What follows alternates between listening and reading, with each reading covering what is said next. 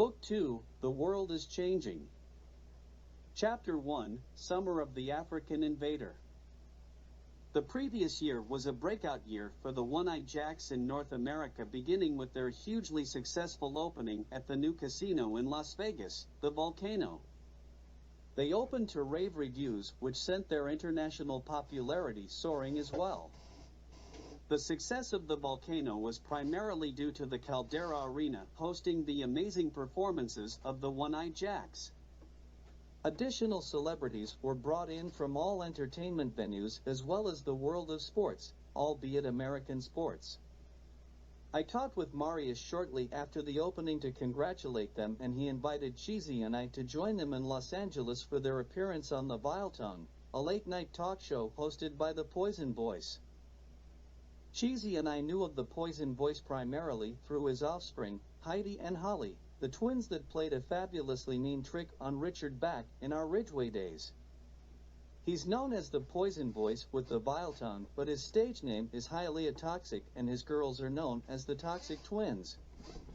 Cheesy looked up his birth name through his internet connections, and it was actually recorded as Clarence Dawkins. We thought he was probably supposed to be named Clarence, but somebody spelled the name wrong on his birth certificate. His announcer and sidekick co-host was a fellow who went by the name of Extremely Lucky, and occasionally the Toxic Twins would make an appearance on the show to keep their social media fresh. Social media was the only thing they had going for them in those days, after having a failed clothing line and a cosmetic company that was sued for testing on animals, according to Cheesy. Who does that these days? I asked him. The Toxic Twins, he said, and shook his head. Cheesy and I took a flight to Los Angeles from Hobart, which was actually the first time on that route for me. Cheesy had made the trip to Los Angeles several times, but my only other venture to California was through San Diego. Los Angeles was uniquely different from San Diego, and according to Cheesy, San Francisco, being further north, was different again. It was spring in California when we arrived in Los Angeles for a 2-day trip to join up with the Jacks for their TV show appearance. It seemed like a lot of hustle and bustle, and was rather fast-paced for my liking, but I can only imagine the Jacks' lifestyle. Cheesy and I took a taxi from the airport to the Los Angeles Hilton, where we met up with the Jacks just a few hours before the live show. It was increasingly more difficult for the Jacks to move around in this world of celebrities, so we had a bit of a reunion at the hotel before being picked up by a limo to go to the show. I had my first taste of paparazzi, who had learned that the Jacks were in the hotel. Marius told us the European paparazzi were 10 times more aggressive than their American counterparts. We leave the paparazzi to Darla usually. She has them falling head over heels, down escalators, and even into fountains. Remember that guy she startled, and he spilled a whole tray of coffees on himself. He still had to follow her with a crutch full of coffee. Marion said to Marius, who couldn't help laughing. The Jacks were a phenomenal success in the US at that time, riding a huge wave of popularity, and that made it impossible for them to join us in Africa this year. Marius, Marion, and Darla were touring the various late-night talk shows on both coasts, as well as the European shows. They also showed up at important events to be photographed in Las Vegas, Reno, Nashville, New York, and Los Angeles. They still had to find time to perform in addition to all of the media demands. With a schedule like that, they could only spend 2 weeks performing on the Riviera last year and spend whatever spare time they had at the Salton Sea because it was quick access. They did miss Castle Seltradat. We arrived at the show venue only to be hustled past the waiting paparazzi into the building and deposited in a room they called the Green Room. The Jacks had to get dressed for their performance, so they were escorted elsewhere. This just happened to be a night when the Toxic Twins were on the show, and there they were sitting cross-legged in the Green Room when we entered. It was obvious that they had their sights set on the Jacks, so basically ignored us, knowing we weren't Marius and Marion. Cheesy and I went into invisibility mode, and the twins had no idea who Cheesy and I were, but we certainly knew them by sight. While waiting in the room, they made small talk with each other, and we didn't divulge anything more at that point. As soon as the Jacks entered, their demeanor changed, and they obviously had their eyes set on the Jacks. Later, we told Marius and Marion that we knew them from our school days and recited the Richard story. Someday I'll hear the Richard story firsthand from at least one of those elusive nuns. Cheesy vowed. A young lady with a microphone strapped to her face entered the room and told the Jacks they were on in 1 minute. The Jacks got up to go and Marion turned to Cheesy and said, "You're gonna like this one." Marius stood stage left while Marion waited stage right. The Poison Boys took center stage waiting for the camera to return from the commercial break. Hialeah earned his name by spewing out some of the vilest venom found between the pages of the American English Dictionary. When he couldn't find the appropriate word, he invented it himself. This was television tonight, and he had to tone it down from his live stage act. Tonight, he was going to ply his trade on the One-Eyed Jacks and push the live television envelope to the Janet Jackson level. That was a fatal mistake, although I do believe his destiny was already sealed on that night. Tonight, I'd like you to welcome a fabulous new act taking Las Vegas by the short hairs. The One-Eyed Jack-Offs. And before he could even raise his hands to welcome the Jacks, the crowd began to boo him. He was likely thinking at that point that it was a major victory for him. The crowd's animosity then fueled his bile, and he began making lewd gestures towards the audience as he awaited the Jacks. TV cameras were only catching what could be broadcast. The Jacks appeared, unfazed by his comments, and approached him from either side of the stage with their arms wide open and big smiles on their faces. They were dressed in lavish circus outfits and looked amazing as they moved to center stage in their swirling capes. Each placed a hand on the back of Hialeah's neck, and each shook a hand. Marion bent down and whispered in his ear. Immediately, the Jack stepped back and away from the Poison Boys, leaving him standing in the spotlight, staring into the camera like a deer caught in the headlights. He didn't move, so the camera came in for a close-up. The heat of the lights was making him sweat profusely, and then suddenly a look of extreme fear came over his face as his bowels and bladder emptied out onto the stage and he was left standing in a huge puddle of his own output. The smell of the contents of 10 feet of intestine stuffed with aged Taco Bell didn't go over well with the first 5 rows of the audience, who began choking, gagging, and throwing up. The cameras from the studio were shut off quickly and the station went to a long commercial break, but there were 50 or more cell phones that caught all of the action and were posting to the net immediately. One video Cheesy found on the internet later to show Errol had 9 different people projectile vomiting in the audience. I'm not sure what they showed on the channel in the meantime, because Cheesy and I were still in the green room and the Jacks were apparently waiting to go on stage to perform, but the crew had to clean up all the crap and vomit first.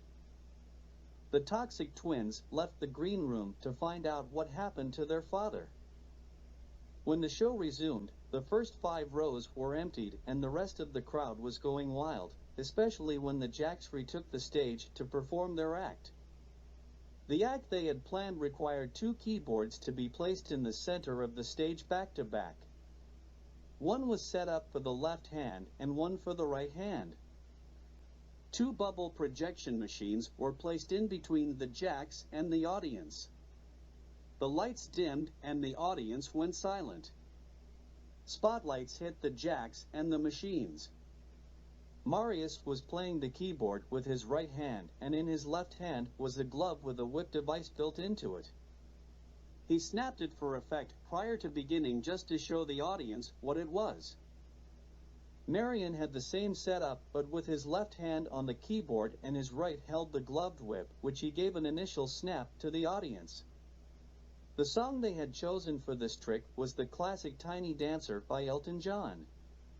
A song which begins slow and then climbs to a crescendo, exactly as the crowd did. Marius played the first few notes with his right hand, and when he triggered one note in particular, a red bubble would be ejected from the machine, which he would then snap down with the whip in his left hand, and sparks would fall down and expire. Marion played the next few notes, and again, when he hit a particular note, a blue bubble was ejected that he had to snap it out of the air with his right hand. A fine mist of water seemed to fall as the bubble was popped. The boys switched leads on the keyboard every time a ball came up. The song began to pick up pace, and the balls began coming out faster, with multiple balls for multiple notes. Spectators in the audience were screaming with glee as the bubbles burst over their heads and the effects rained down.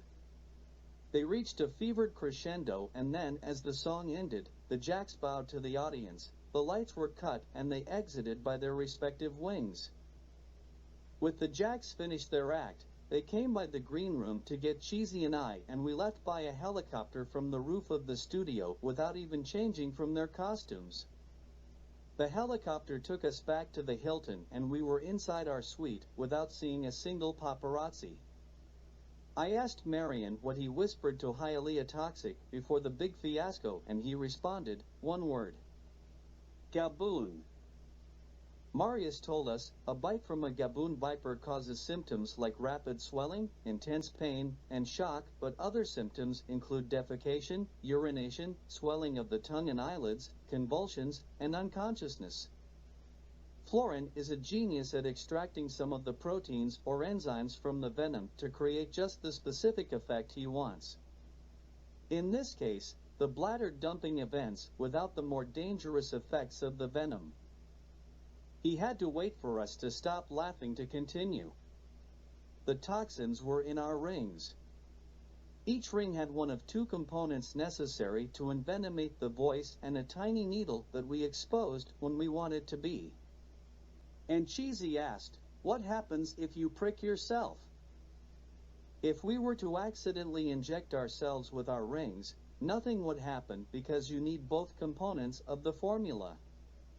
They mix in the target's bloodstream, which takes a few seconds.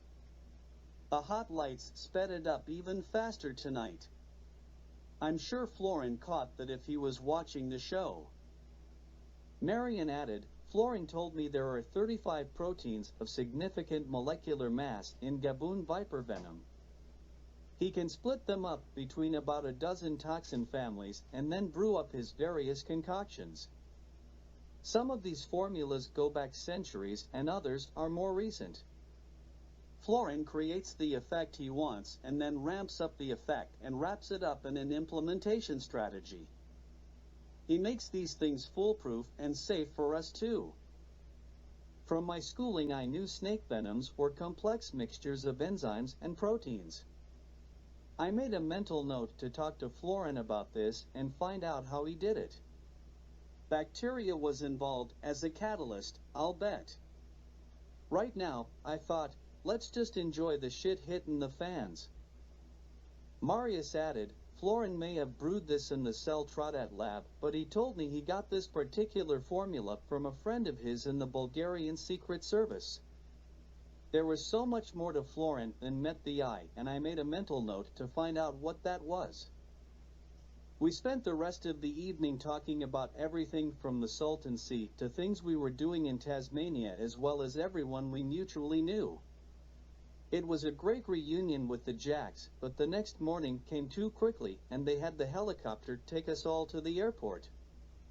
Marius and Marion were off to meet Darla in New York for a week, and we had to return to Tasmania. I knew Cheesy would have liked to take a week in New York, but we had lots of chores waiting for us back in Taz. I had a chance to speak with Carl about his involvement in the Pendulum group shortly after the meeting. His role included managing the finances of the Pendulum group around the world. Ian had asked him to manage the Windhaven PLC Trust as well, and he was involved in all of the Salton Sea finances. The empire was building on an international scale, and moving large funds around the world through various governments was no simple task. Additionally, Ian told me patents were going to become very important to us in the future, so Carl was building a team of patent lawyers with international skills. Carl is the best in the world at moving money to where we need it. In this day and age of terrorist financing and global government corruption, it's truly a feat of magic to remain inconspicuous. He has the trust of Uncle Sandu and Sandy as well, which both mean a lot to me. Branching out to handle patent issues is going to be key if our Tesla search bears any real fruit. When the Windhaven responsibilities of Sir Malcolm Havelock were split after his death, Dr. Ben became responsible for the day-to-day operations while working with Carl on the financial requirements. Windhaven funds were growing through its investments in the Salton Sea project and the funds left by Sir Malcolm. Project scopes were expanding to take into consideration the new technology that could now be brought on site. I was hoping Magda would come to Africa with us this summer, but she decided to go with Krista to spend the summer on the Duchess Island. The Duchess promised to take them to Hong Kong and show them around all of the best places. Darla planned to join them for that part of the trip and to meet the Duchess. That sounded like a great trip as well, and I wondered if Dad was even invited on that one. I said to Cheesy, "It's nice to have so many great options when you're independently wealthy." Uncle Sandu had finished building the Volcano Casino and Caldera Arena in Las Vegas, which were both open and operating now on their 3-year journey.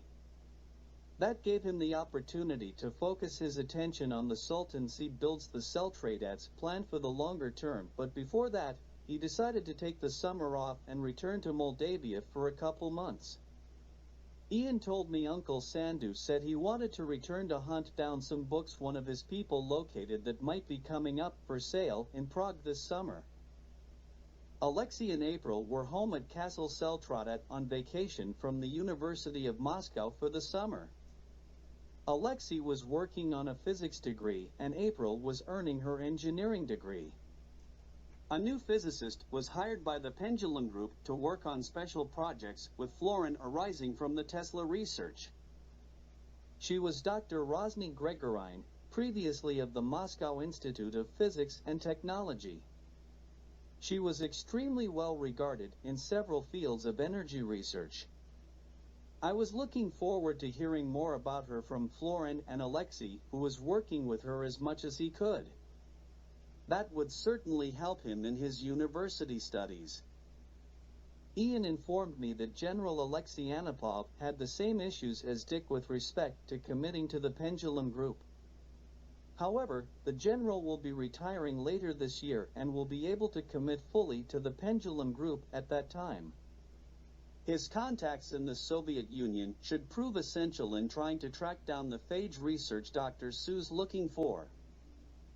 Ian also let me know General Anipov has information on several Soviet top-secret projects working to extend life.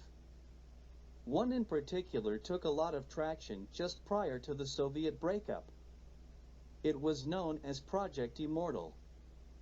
I was shocked when he told me about the wolves around Castle Seltradet being early remnants of that project. I also learned that Florin was spending a lot of time at the Tesla Museum. He had become fast friends with the owners of the documents and was able to research all of the material available as well as gain access to anything and everything available. Much of what he had learned required additional research beyond a causal physicist, and that's why Dr. Ross was brought on.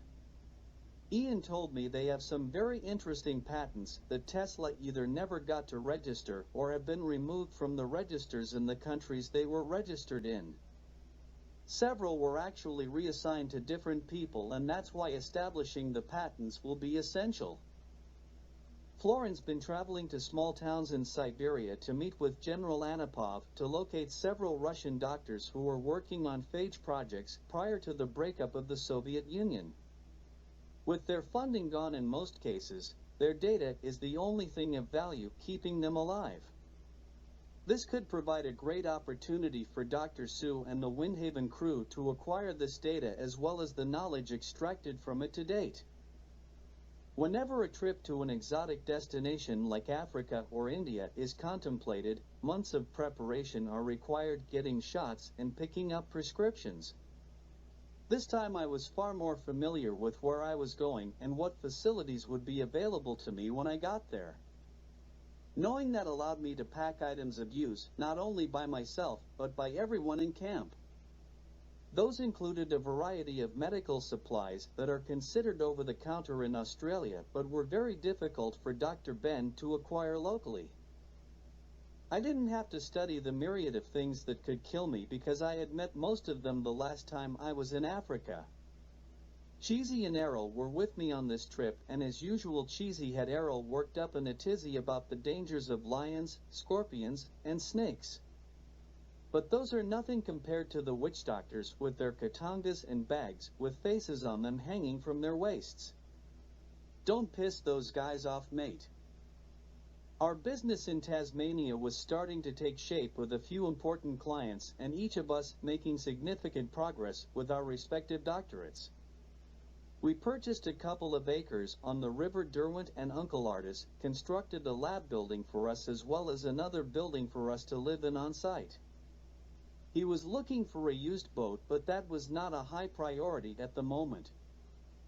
When we left, Uncle Artis had just acquired the Halls Falls property that we wanted and hired Travis and T. Emmert to build some discreet camp buildings and a kennel. The idea was to keep the Anchor Road face looking like a residence rather than anything more. The boys would be mapping the place extensively with cameras to try and become familiar with the movements of the thylacines we know pass through the property. We've seen them, now we need to get a sample from them. They've been emailing Cheesy constantly about their camera and computer setups. Even Magda got into one conversation. We needed more than a picture, a hair sample would be great.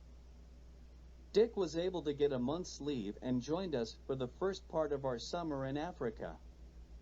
I'm sure the fact that Dr. Sue was there contributed to his desire to make the time. He seems to be enjoying his military assignment, but unfortunately, he can't reveal any of that to us. We met up with him at Jomo Kenyatta International Airport in Nairobi, and he promised to bring us up to date on the Salton Sea at the fire later. Naturally, he was excited to get to Windhaven and see Dr. Sue.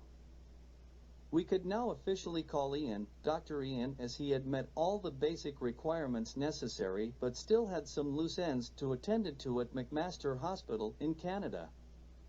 This trip to Africa was to prepare him to stay on a semi-permanent basis as soon as those obligations were complete. We both knew we had lots of time to talk things over during the next couple of months, so we left it at that.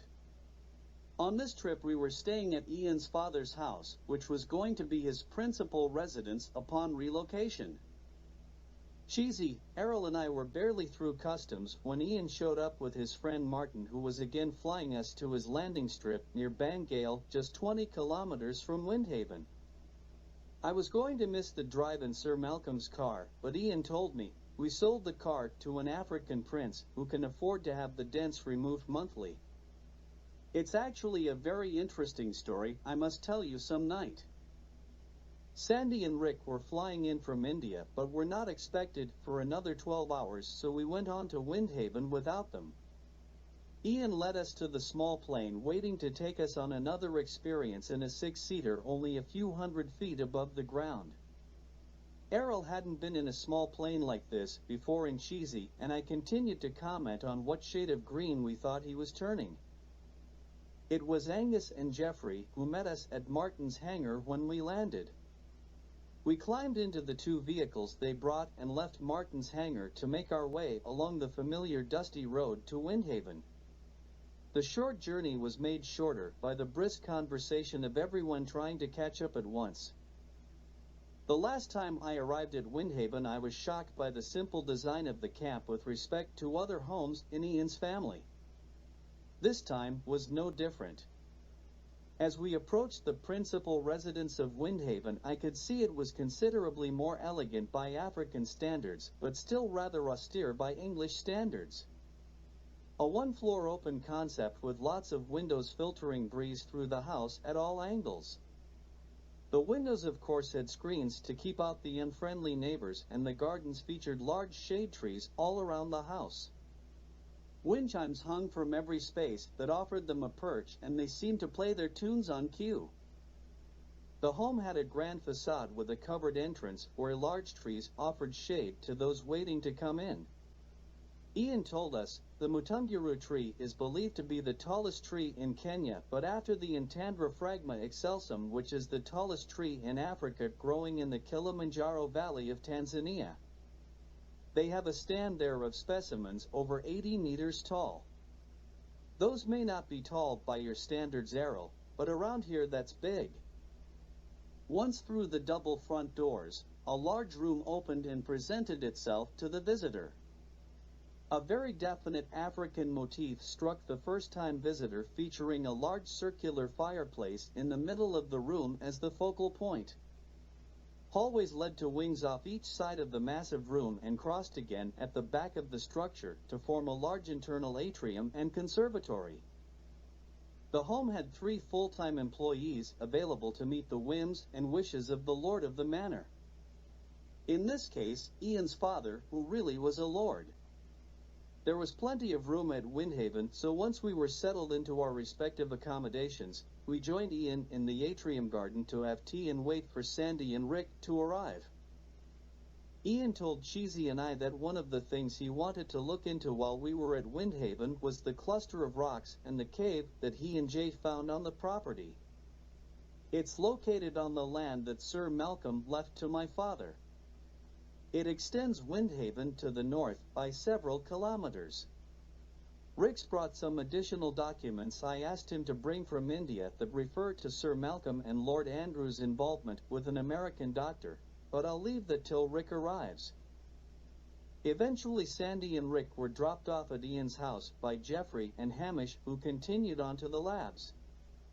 We spent the next hour or two getting reacquainted and consuming the meal Ian had his housekeeper prepared for us. After dinner we journeyed over to the Windhaven camp, which was about a kilometer away along a well-groomed road which, of course, had wind chimes dangling from all of the best trees. With dusk setting in, we were issued large flashlights with several different settings depending on our situation. When we were children, this stroll with father was magical. My sisters would dress like fairies in long white gowns with wreaths of olive branches in their hair. Our nanny even made them each wands to enhance their personae. Each sister was a very specific fairy with a name, history, appearance, and of course, a magical skill. If Sir Malcolm were at Windhaven, he would tell a story as we walked. For this trip it was usually a story of the wee people of Ireland and his good friend Malachi MacHuge. I always wondered if Malachi was so big that the wee people were in fact just normal-sized people, but I didn't ruin the illusion for my sisters. Richard always straggled 50 meters behind, totally uninterested in the ridiculous fantasies of girls, as he put it. Father would have torches set out along the path as we journeyed back after dark. The chimes would be playing the music of the fairies talking as they flew on the wind. Ian told us, if this path were in Oxford and we were strolling along on an evening such as Ian did that night, I would have been thinking of Shelley or Tolkien, not venomous snakes, scorpions, and everything else that goes bump in the night and which was watching me from a distance at this very moment. Sandy mentioned he'd been talking with the Jacks and Uncle Sandu about their casino plans for the Salton Sea. Only native tribes are allowed to build and operate their own gambling establishments in California. The casino must be placed within the borders of their reservation lands, so the current casino in the Salton Sea area isn't in violation of casino laws, so it's free to stay. Red Earth Casino is owned by the Torres Martinez Desert Cahuilla Group, and their land holdings are not one continuous area, but rather a series of areas intermingled within the land available to the general public. I think that's rather unusual, however. I haven't researched their history in the area. In fact, the berm crossing over from HWY 111 to Highway 86 protecting the north end of the sink can bypass all reservation land. In addition, the berm will preserve the status of any of their holdings being above or below the current water level, which could have been a huge bone of contention and even delayed or changed things, because that's the deepest part of the sink. It made me think how even a sure thing can be sitting on a knife's edge. That news started the Jacks and Uncle Sandu considering other possible options involving gambling at their hotel and circus complex. Carl suggested, set up your own ADW. Sandy went on to say, when Uncle Sandu asked for clarification, Carl explained his idea to us. Advanced deposit wagering is a type of betting system where a client funds an account that they can place wagers from. From there, the host offers the client opportunities to wager the funds they have on deposit. Horses, sports, even casino-type wagers like slot machines are all available by video terminal or simply through their account on the internet. I remember Marius saying, we still have them when they're at home. The net's going to bring them back to us on the Salton Sea. How does it make us money, Sandy? I asked. Sandy scanned his memory for a moment to find a good example and then said, let's take a horse race for example. Mr. Cheesy here decides to bet $100 to win on Romanian Beauty at 20 to 1. We send Mr. Cheesy's bet to the host track in perhaps Canada. If Mr. Cheesy's bet wins, his account will be debited with the exact amount due him according to the track payout. If Mr. Cheesy loses his bet, then he receives nothing. Regardless of the outcome to Mr. Cheesy, the track will send us an amount equal to the race takeout less taxes and royalties. That usually runs around 15% of what Mr. Cheesy bet. Actually, the more Mr. Cheesy wins, the better for us because he keeps betting and we keep taking another 15%. I thought Ian is so right about Carl. What a genius he is. And how lucky am I that he's looked out for me since I was a child. Aren't you working on something at the Salton Sea with Carl too? I asked Sandy and he replied, yes, we're going to build an underwater amusement park for snorkelers and divers. We've been meeting with the local authorities and some state government officials that Dick's people arranged for us. We want to acquire the rights to about 30 acres in the southeast corner of the projected new sea boundaries based on where the berm ends. All the land is currently above the water level, so we want to begin construction as soon as possible. Dr. Sue has sourced us some great corals that will grow on the structures and the statutes in the projected salinity of the water and within projected temperatures as the sea grows in volume. It's a bit of a tricky problem adding seawater and only losing moisture through evaporation. The corals are going to have to live through these changing conditions, so I believe the Red Sea is the source of these types of organisms. The whole area will be a reef for the wildlife that will be in the Salton Sea as well as a tourist site to see a sunken ship or underwater city. Carl has left the design of the areas to me, so I've had some fun planning them out, but it's still very early. I should run them by you and Cheesy. You've always got an opinion and more than a bit of creativity. We arrived at the camp for a festive campfire with people we'd not seen for several years in some cases. Of course, Dick was there with Dr. Sue, whom we hadn't seen since New Year's Eve. She had some great projects underway that she wanted to update us on, but she also wanted to take a much-needed break to relax for at least one evening. Dick was doing his best to encourage that and discouraging us. Dr. Ben, of course, whom we had last seen in Tasmania over the summer, told us, half my time is spent managing Windhaven, which leaves me less time for research. However, with the addition of the grad students and the improved resources, I think I can manage both. What I can't do is get a foothold in CRISPR. He told us, but in fact, his research turned out to be impacted more by the time he'd been spending with his CRISPR edition than anything else. I realized it was not only Dr. Sue that had an addictive personality. I thought his expertise on spiders would be needed at some point on this trip, and he had to accompany us to the spider site Ian wanted us to visit. This had to be our species for the Nainital formula, or why else would it be here? Too many coincidences. The next to arrive at the bonfire was Jay, who took a seat and let us know right away what she'd been working on, which was almost exclusively with Dr. Emily Kenyatta. I've traveled over most of Kenya in the last year, talking to Kikuyu families and collecting DNA samples wherever possible. Family details and information about ancestors are important data points for Dr. Emily's research. She's trying to piece together relationships over time. She told us, "Understanding DNA is a difficult task in itself, but understanding how it changes over time is an exponentially complicated concept." Carrying large handfuls of wood, the next to arrive were Jeffrey and Cheesy, already getting together to install some major changes to the Windhaven file and web servers. Cheesy had a plan they code-named the Windhaven Poacher Alert Program, which required improved web server access on a live basis so people could connect to cameras located around Windhaven, monitoring all sites for poaching 24 hours a day, 7 days a week.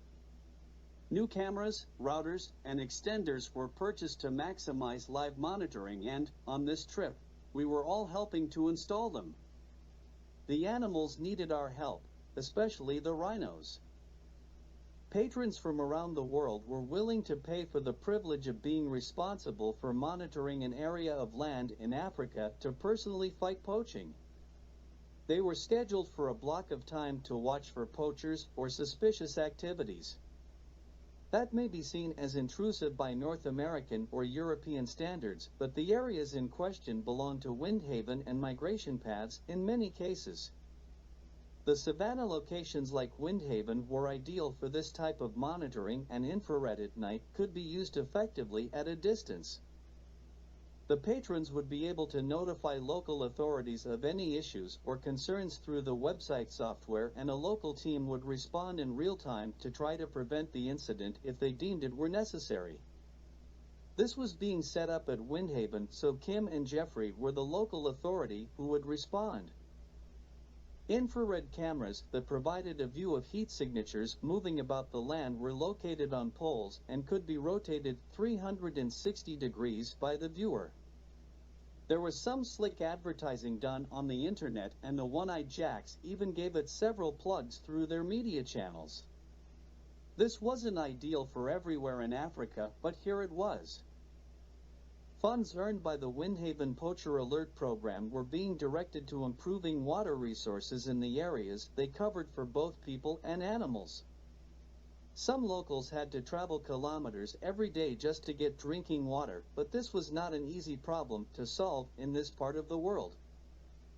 Cheesy inherited one thing from Count Laszlo: his desire to implement security. He often referred to his friends in New York and their elite hacking skills, which translated to elite security skills. When he mentions his friend Lorenzo, you know he's in seriously deep. Lorenzo is the best, and according to Cheesy, if you have to add a distinction, then he isn't the best. I didn't know if Lorenzo was his real name or not, but I was sure he must be the best if Cheesy said so. Plans were being made to take this technology to more difficult areas of Africa where poaching is currently a bigger problem and the government turns a blind eye. Several of those areas were in conflict or were all-out war zones, so protecting the cameras would be considerably more difficult and doing anything about it most likely impossible. Drone technology was being considered, but their use could create serious reservations with regards to spying, and they would simply be target practice. Who would respond in the middle of a war to save one rhino? You? The last rhino? Still no? Kim and Big Wham entered the growing circle of light as night drew in on us and the fire expanded and grew brighter. Big Wham was holding Baby Goo's hand as they entered the glow from the fire, and Kim carried a large jug of his homemade beer, Moratina. Nothing like fermented sausage fruit, Ed Cheesy? Jeffrey asked as he poked him. Kim told us he was looking forward to Cheesy's return and the implementation of the new anti-poaching potential of the website. A Chinese businesswoman has offered a 500% increase in the price she's willing to pay for rhinoceros horn. She doesn't even care what species. That type of bounty will surely make the risk of being caught worth it for many people in remote areas. He told us, "You cannot put your mind in a place where your country is the site of war. You've lost half of your family and your children need to be fed. Can you put your mind there?" That's the other part of this program, because the funds will be going to local projects to counter poaching opportunities where we can. Creating a better environment for people and perhaps some gainful employment along the way. Big Wham was making progress on her career since receiving a grant from the Kenyan government to study several species of plant from the higher slopes of Kenya. As she showed us last year on our trip that some of the plants have exceptional longevity. Dr. Ben had given her a small area of the new lab being set up for the grad students. I thought to myself, another project extending life. Perhaps if we fix some of the imbalances of this life, then living longer will be more appealing to all. Baby goo had sprouted up since the last time I saw her, growing at least a meter. I wondered what the experience would be as a child growing up in this environment instead of the one I experienced in Switzerland. She was looking forward to the campfire and meeting all the people she had heard about, knew her, but she cannot remember ever meeting. Wham and Angus were back from the University of Nairobi, where they were both studying biology and both brought armloads of wood with them and dropped it as they entered the circle. Angus was living in Sir Malcolm's bungalow at Windhaven with his brother. Hamish displayed an aptitude for computer technology and was working closely with Jeffrey as his apprentice. Jeffrey himself was becoming quite an expert under the personal tutelage of Cheesy. Dr. Emily and her son Little Joe joined the fire accompanied by the 3 Windhaven grad students. We were informed by Dr. Emily that she was able to bring Little Joe to work with her every day. In fact, Little Joe is part of our study trying to prove there's a difference in the vital force of a person based on their age and when their vital force was acquired. At least that's my story, and I'm sticking to it. Her work was going to be expanded to the study of changing DNA down the line. At the moment, Jay and her were collecting data and building upon relationships, but Dr. Emily was concerned about external influences on the changes to DNA. I can see where her work will fit in with our DNA work and will eventually require the services of Cheesy for analysis. Environmental changes impacting DNA can create a different phenotype of the same DNA package delivered.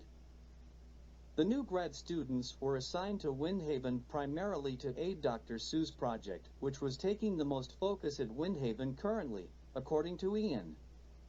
There were 3 students assigned to Dr. Sue: Joan, Jane, and Jim, or the J Crew as Hamish called them when they came together with Jeffrey or even Little Joe. All 3 were biology students from Nairobi working toward their graduate degrees. Dr. Sue introduced them to us. This is Joan van der Plaat, originally hailing from Johannesburg, Jane Todd arriving from London in jolly old England, and Jim Kenyatta, born and raised locally here in Kenya. They'll be joining us for the summer to help implement several major tests for our project. Hopefully these projects will provide some light and continue on into the new year. Something didn't seem right to me about Ms. Todd. People who are always looking out of their peripheral vision can only be looking for something they shouldn't see. Whether it's an opportunity for an advantage or a warning of impending doom for the paranoid, neither thought leaves a smile on the thinker's face, and neither thought can be a catalyst for swinging someone's pendulums. Now that everyone was here and the introductions were over, we sang a few camp songs until the youngest were sound asleep and carried off home to dream the dreams of the innocent. This was the perfect opportunity for Cheesy to ask, "Sandy, have you got a new story for us to start this trip off?" And Sandy replied, "Have you heard the story of Shantanu, Cheesy G?" "I have not, Swami Sandy. Please enlighten me." Those of us who were familiar with Sandy's storytelling skills settled in for an epic adventure from Hindu mythology. They weren't the same as Sir Malcolm's stories of tigers in colonial India, but Sandy could hold his audience just as well as Sir Malcolm was able to and didn't need the stick to smack any shins. Sandy began the night story. Shantanu was a king of the Kuru kingdom living in its capital Hastinapur. This city was known as the City of Elephants and located on the banks of the river Ganges. Shantanu was a descendant of the Bharata race and a member of the lunar dynasty of the Kshatriya Varna. Who on earth were they, Sandy mate? Errol asked. The lunar dynasty is a principal house of the Kshatriyas Varna. They are kings of a warrior caste mentioned in the ancient Indian texts. This particular dynasty was said to be descended from moon deities. The Kurukshetra War, in the epic Mahabharata, was fought between rival branches of the lunar dynasty. Krishna is believed to be born to the Yajnavansh branch of the lunar dynasty, which was pretty much wiped out in the war documented in the epic. Shantanu was the great-grandfather of the Pandava and Kaurava clans, who eventually became the focus of the Mahabharata and went to war. He was the youngest son of King Pratapa of Hastinapur, said to be old by the time Shantanu was born. Shantanu's oldest brother, Devapi, contracted leprosy and gave up his inheritance to become a full-time hermit. The next oldest son, Balika, abandoned his father's kingdom and started living with his mother's uncle in Balk, where he inherited his kingdom. That left only Shantanu to become the king of Hastinapura. He's best known for being the father of Bhishma, one of the mightiest warriors of all time. The Sambhava Parva of the Mahabharata recounts how when Shantanu touched the old men of his kingdom, they felt a sensation of pleasure which restored their youth. This guy's the fountain of youth, Errol asserted. But I thought, maybe he can pass his vital force by touch or some sort of electrical surge that gave the receiver pleasure. There may be truth in a fable. Let's take a flashback sequence to Shantanu's previous life, where he was a powerful king of the Ikshvaku dynasty named in the Mahabharata. In that life he possessed many virtuous qualities and performed 1,000 Ashvamedha yagnas. Didn't that lead to 1,000 horse sacrifices? And why does this guy always get to be king in every existence? Ian asked. Yes, I suppose it did lead to the sacrifice of 1,000 horses, assuming they were all successful. He also had 100 Rajasuya yagnas, which can only be done after conquering the kings of several other kingdoms and collecting tribute from the conquered lands. The vanquished kings were invited to attend the ceremony, which then qualified him as a bona fide emperor and therefore eligible to enter heaven after death and before rebirth. That's a sweet deal, a 3-day pass. Let's party with the gods. Dick pointed out, which had Dr. Sue looking over the tops of her glasses at him. While awaiting his rebirth, our hero had an opportunity to visit the court of Brahma, where he hung out with the Devas and Ganga. He was the firstborn of Himayat, the personification of the Himalayas, and sister to Mother Goddess Parvati. In this existence he was known as Mahabisha. So many of these gods had to play multiple parts even though they lived 1,000 years. I noted.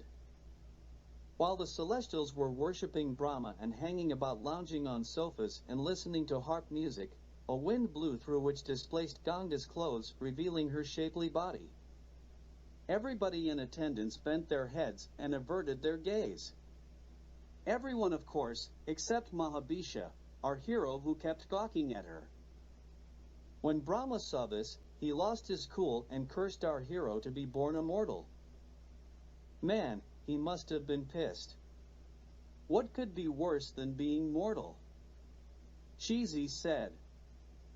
Ganga, who also relished the mortal act, was cursed to be born as human as well. Brahma let her know, you can only come back here after you break Mahabhisha's heart. Mahabhisha was then reborn as the son of Kuru King Pratapa, or Shantanu as we know him in our story. Let's return to him now that you know his background. One day while King Pratapa was sitting in the lotus position meditating, Ganga took the form of a beautiful woman and approached the king by sitting on his right thigh. When the king asked her what she wanted, Ganga requested he become her husband. King Pratapa had to refuse because he had taken a vow not to lust for anyone, and besides Ganga had sat on his right thigh, and everyone in those days knew that a man's right thigh was for his daughter and the left was for his wife. The king proposed she marry his son, which in this case was Shantanu, and Ganga agreed. King Pratapa then installed Shantanu as the king of Hastinapura and retired into the woods to perform penances and perhaps invent the game of polo. Shantanu was strolling about his kingdom one day, as kings commonly do, when he came upon a beautiful woman on the banks of the river Ganges. This was Ganga, the goddess of forgiveness and purification, and he naturally asked her to marry him on the spot. This was definitely a case of love at first sight. She agreed, but with one condition: never ask any questions about my actions. I think that's the same prenup Krista's going to use. Cheesy said, and those of us who knew Krista chuckled. That might not be a game breaker. Errol added. Considering that to be an acceptable prenup, they married and Ganga soon gave birth to their first son. She abruptly drowned the infant.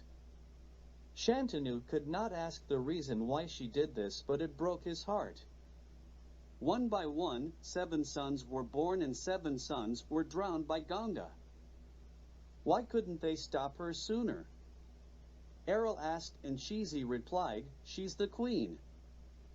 When Ganga was about to drown the 8th son, Shantanu was devastated and could not restrain himself further, so he confronted her. Ganga explained to him Brahma's curse on Mahabhisha and her. Then she revealed that their 8 children were the 8 Vasus cursed by Vashistha to be born on earth as mortal humans because they stole his cow. They partially pacified Vashistha, who limited his curse and told them that they would be freed from this curse within a year of their birth as humans, except Prabhasa, whom I assume he found more guilty than the others. The Vasus requested Ganga to be their mother. Ganga released the first 7 from human life by drowning them all shortly after birth. However, the Vasudayas was cursed to live a long life and would not have a wife or any children.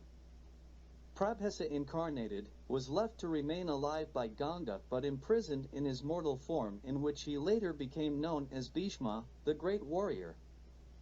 Sandy stopped for a drink and let some of the experienced listeners fill in gaps for the newcomers to Sandy's form of a fireside chat.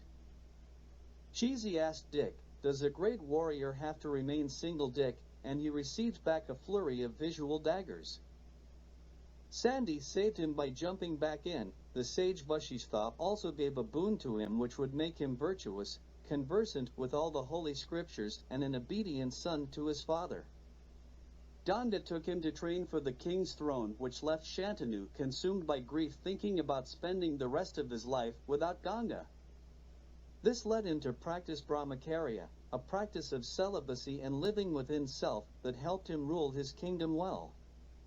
By merely adopting virtuous behavior, Shantanu was easily able to conquer the entire world without lifting any weapons.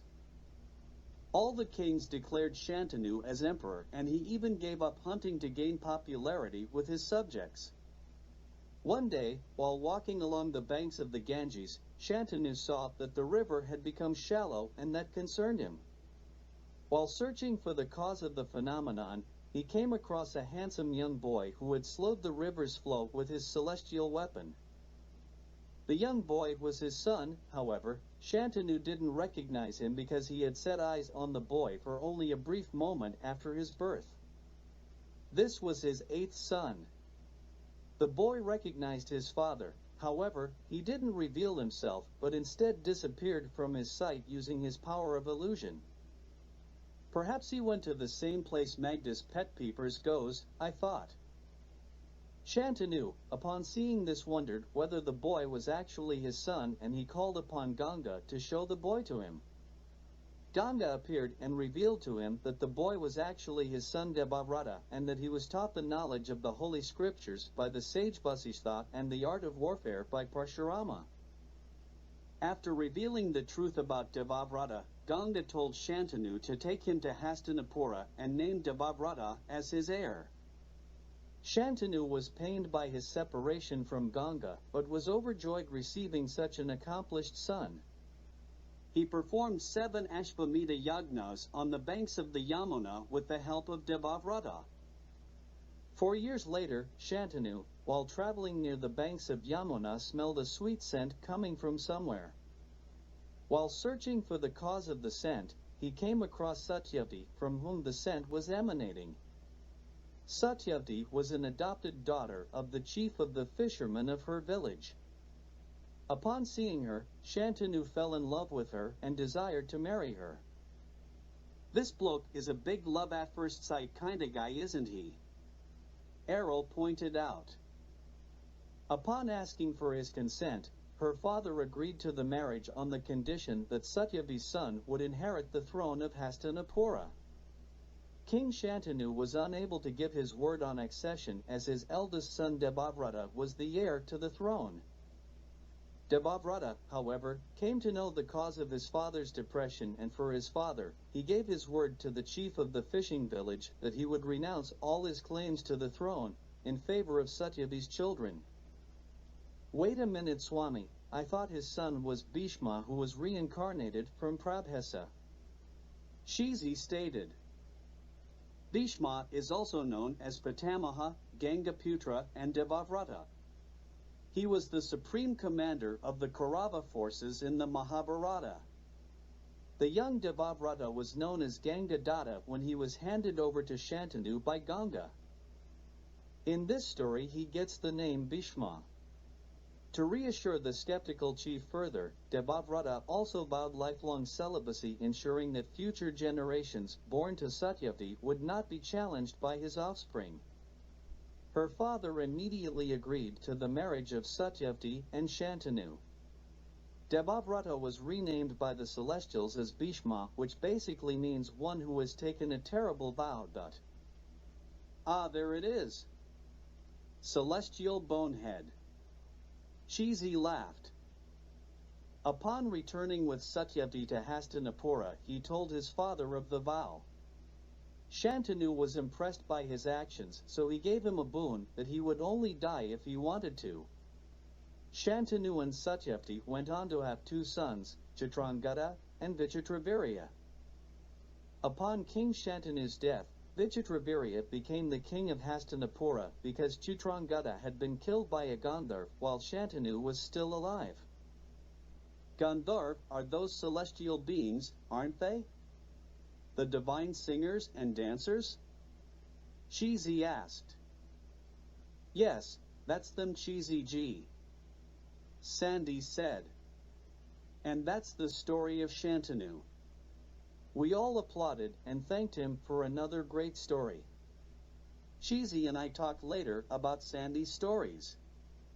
Knowing Sandy, we wondered if there was a subliminal message in this particular story that he was trying to plant in our minds. I wouldn't put it past him. Maybe we should buy a horse. Cheesy added, and I laughed. As many people drifted off to their beds, Dr. Sue enlightened us on some of her current thinking. There is a drug being used in the treatment of malaria due to Plasmodium falciparum in China that grows in a plant. Artemisinin is extracted from the plant Artemisia annua, sweet wormwood, an herb employed in Chinese traditional medicine. Artemisinin and its derivatives are all sesquiterpene lactones containing an unusual peroxide bridge. The endoperoxide 1,2 for trioxane ring is responsible for their anti-malarial properties. Few other natural compounds with such a peroxide bridge are known to exist.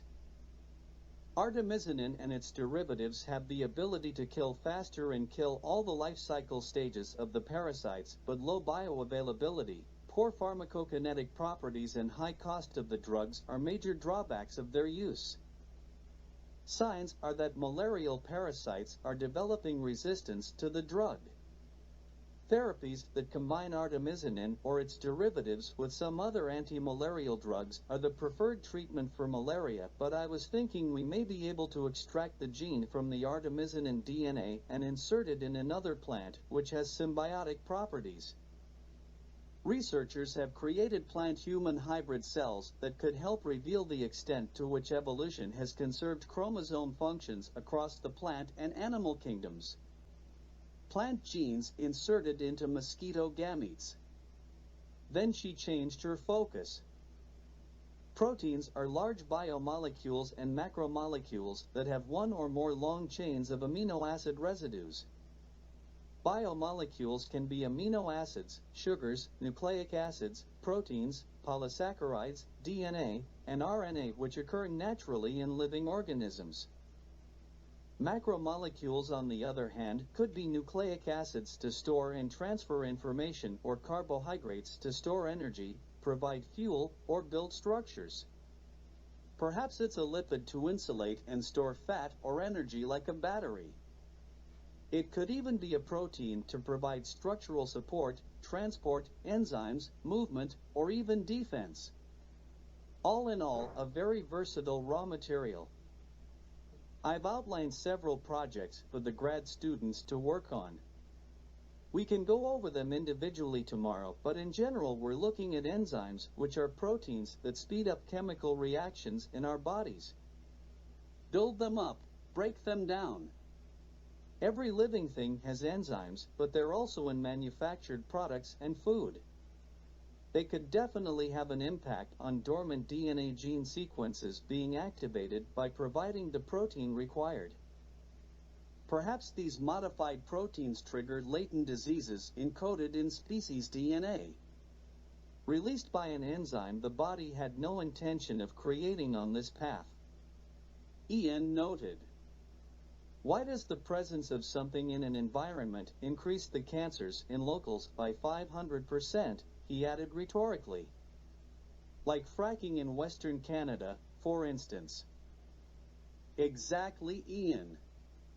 To know what enzymes trigger what genetic events to take place could be both a dangerous weapon as well as a helpful medical tool. DNA provides the code for the cell's activities, while RNA converts that code into proteins to carry out cellular functions. Proteins differ from one another primarily in their sequence of amino acids, which is dictated by the nucleotide sequence of their genes, resulting in proteins folding into specific 3D structures that determine all of their future activities. Dr. Ben added, many proteins are involved in the process of cell signaling and signal transduction. Some proteins, like insulin, are extracellular proteins. Insulin transmits a signal from the cell it was synthesized in to other cells in distant tissue. Errol added, I've been looking into that actually.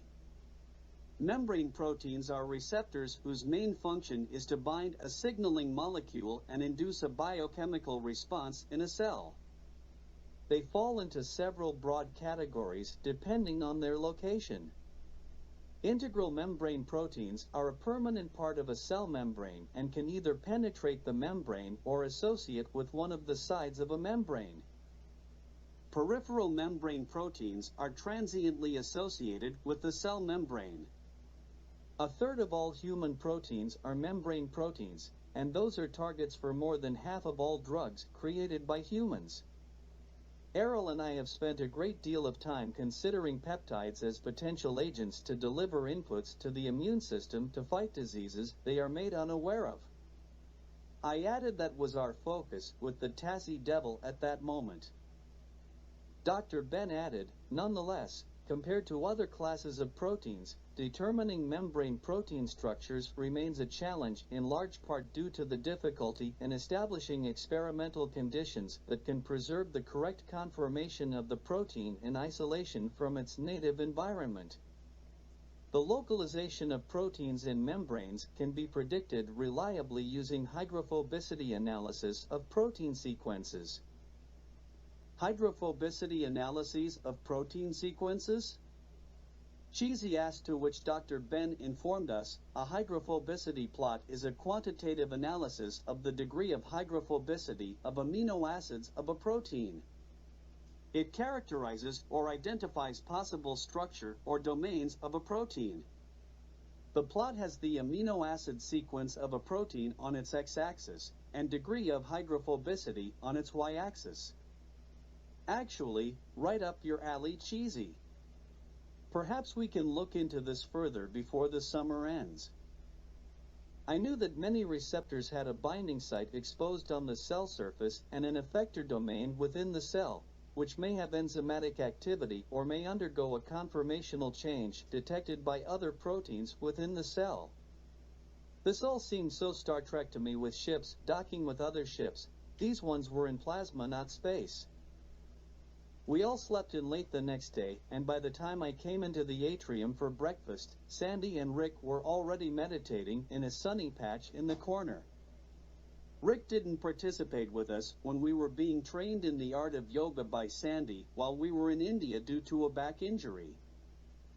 Sandy said Swami Durunda informed Rick if he wanted to proceed any further down the path which Sir Malcolm took, he must first become a yoga master. While in India, the Swami Durunda was Rick's spiritual leader, but, on this trip, Sandy had to step in to guide him and keep him on the straight and narrow. Sandy had promised to give us all an advanced yoga session during this trip. Watching Cheesy eat his breakfast, I turned to Ian and asked him, "Do you remember Chef Philippe from Ridgeway?" To which he replied, he believed that whenever the recipe got a splash of wine, the chef should also get a splash. The nights we had cocoa vin, he was sloshed to the gills, as my mother would say. Chef Philippe told Cheesy that he ate his soup like the bucket dredgers ate the Seine. And Cheesy barely looked up from his meal. Now you know Cheesy can take a joke, but you best be ready to receive one back. He made wanted posters looking for a man who was urinating in public and destroying vegetables in the marketplace. Was that all one crime or two? Ian asked and chuckled.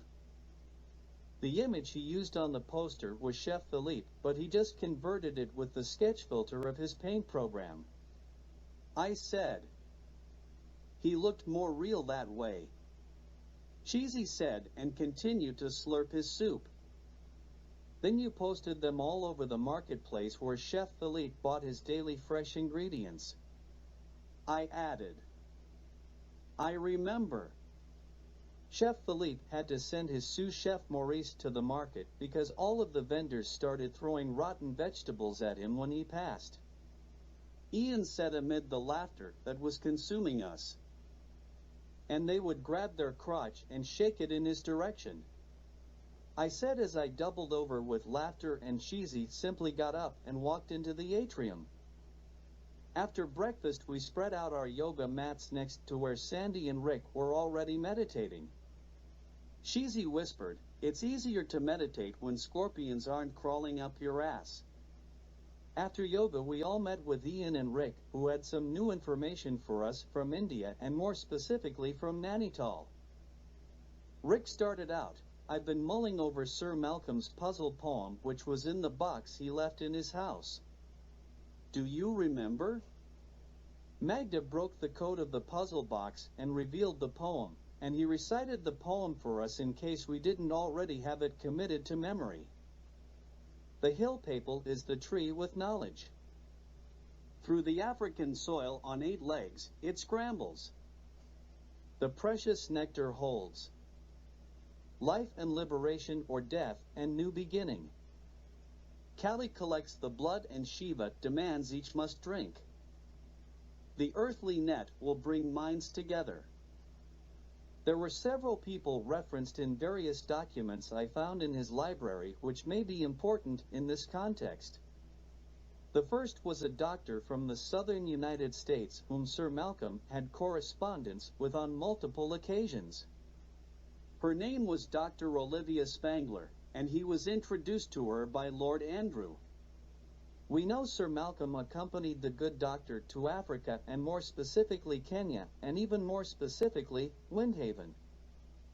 I found out that Dr. Spangler was a specialist in spider venom and in particular, the brown recluse spider Loxosceles reclusa, which produces the most potent venom among known arachnids. There has been no further information on Dr. Spangler for the last 30 years as she seemed to retire from academic life. Before leaving, she was credited with discovering that the venom of the brown recluse can cause dermonecrotic arachnidism, but I'm not sure that that's relevant here. What's that? I asked, to which Dr. Ben replied, it's an open wound on the skin that grows and eats away the skin around it. It's a pretty nasty way to go. Like alien spit. Cheesy said, and Dr. Ben responded, yes, exactly like alien spit cheesy. Dr. Ben proceeded, we need to study the protein and peptide profile of the venom isolated from both the male spider and the female spider, then look at its antimicrobial activity or toxicity against human cells and hemolytic activity. We still don't know what part of the spider's arsenal is required to fit the formula, and since this spider doesn't have a species name, how will we know it's the correct spider? Its ability to cause wounds seems an unlikely requirement for this journey. Dr. Ben then noted, peptides are purified using high-performance liquid chromatography known as HPLC, and its chemical properties can be displayed using mass spectrometry. We can do those tests at Windhaven now with our new microscopes. Ian decided that was the perfect time to introduce the subject of the search of the stone pile on the land left by Sir Malcolm to Windhaven in his will. Today we should go and find the rock pile we saw from Martin's balloon the day we had the balloon flight. Jay and I know where it's located because we found it once before, and we can take you there now. We need Dr. Ben too, especially if venomous spiders are about. Jay and I didn't disturb it or even get close to it. We took the stroll from the house to the lab site along the usual path, and this time we saw a spitting cobra about 10 meters off the path. Ian said, just let him go about his business, he isn't interested in us. He can spit his venom about a third of the distance to where we are. Rick actually had a snake stick with him, so we felt safe, but cobra venom in the eye was not something we wanted to experience. I found in Nainital, there are places where you can run into some very impressive snakes. Actually, that fits into the story I haven't finished yet. He continued to discuss other parts of the puzzle and informed us, I've been working with the local tiger sanctuary in Nainital. There is a Swami at the sanctuary known as Swami Virunda, a disciple of Swami Samka, now deceased. Swami Samka was Sir Malcolm's guiding spirit. I'm not totally sure of the connection between Sir Malcolm and Swami Samka, but the connection with karma must have started there because unless it's a coincidence, they have pictures on the wall that show Lord Andrew and a young Sir Malcolm with karma at the sanctuary. Sir Malcolm is also pictured with a tiger by the name of Dharma when he's a bit older. Swami Virunda is an expert on certain types of mushroom fungi by some major coincidence. To which Ian interjected, that could be the connection with the communication between Lord Andrew and karma. But that still doesn't tell us how the spider venom is involved. Shizi noted. Or what knowledge the tree has and whose blood is being used. I added. We arrived at Windhaven Labs for a brief stop, limited to picking up a couple of 4x4s. We headed north and then west from the labs towards the Tana River across scrubland that kicked up a huge cloud of dust as we bounced over the waves of dunes and gullies.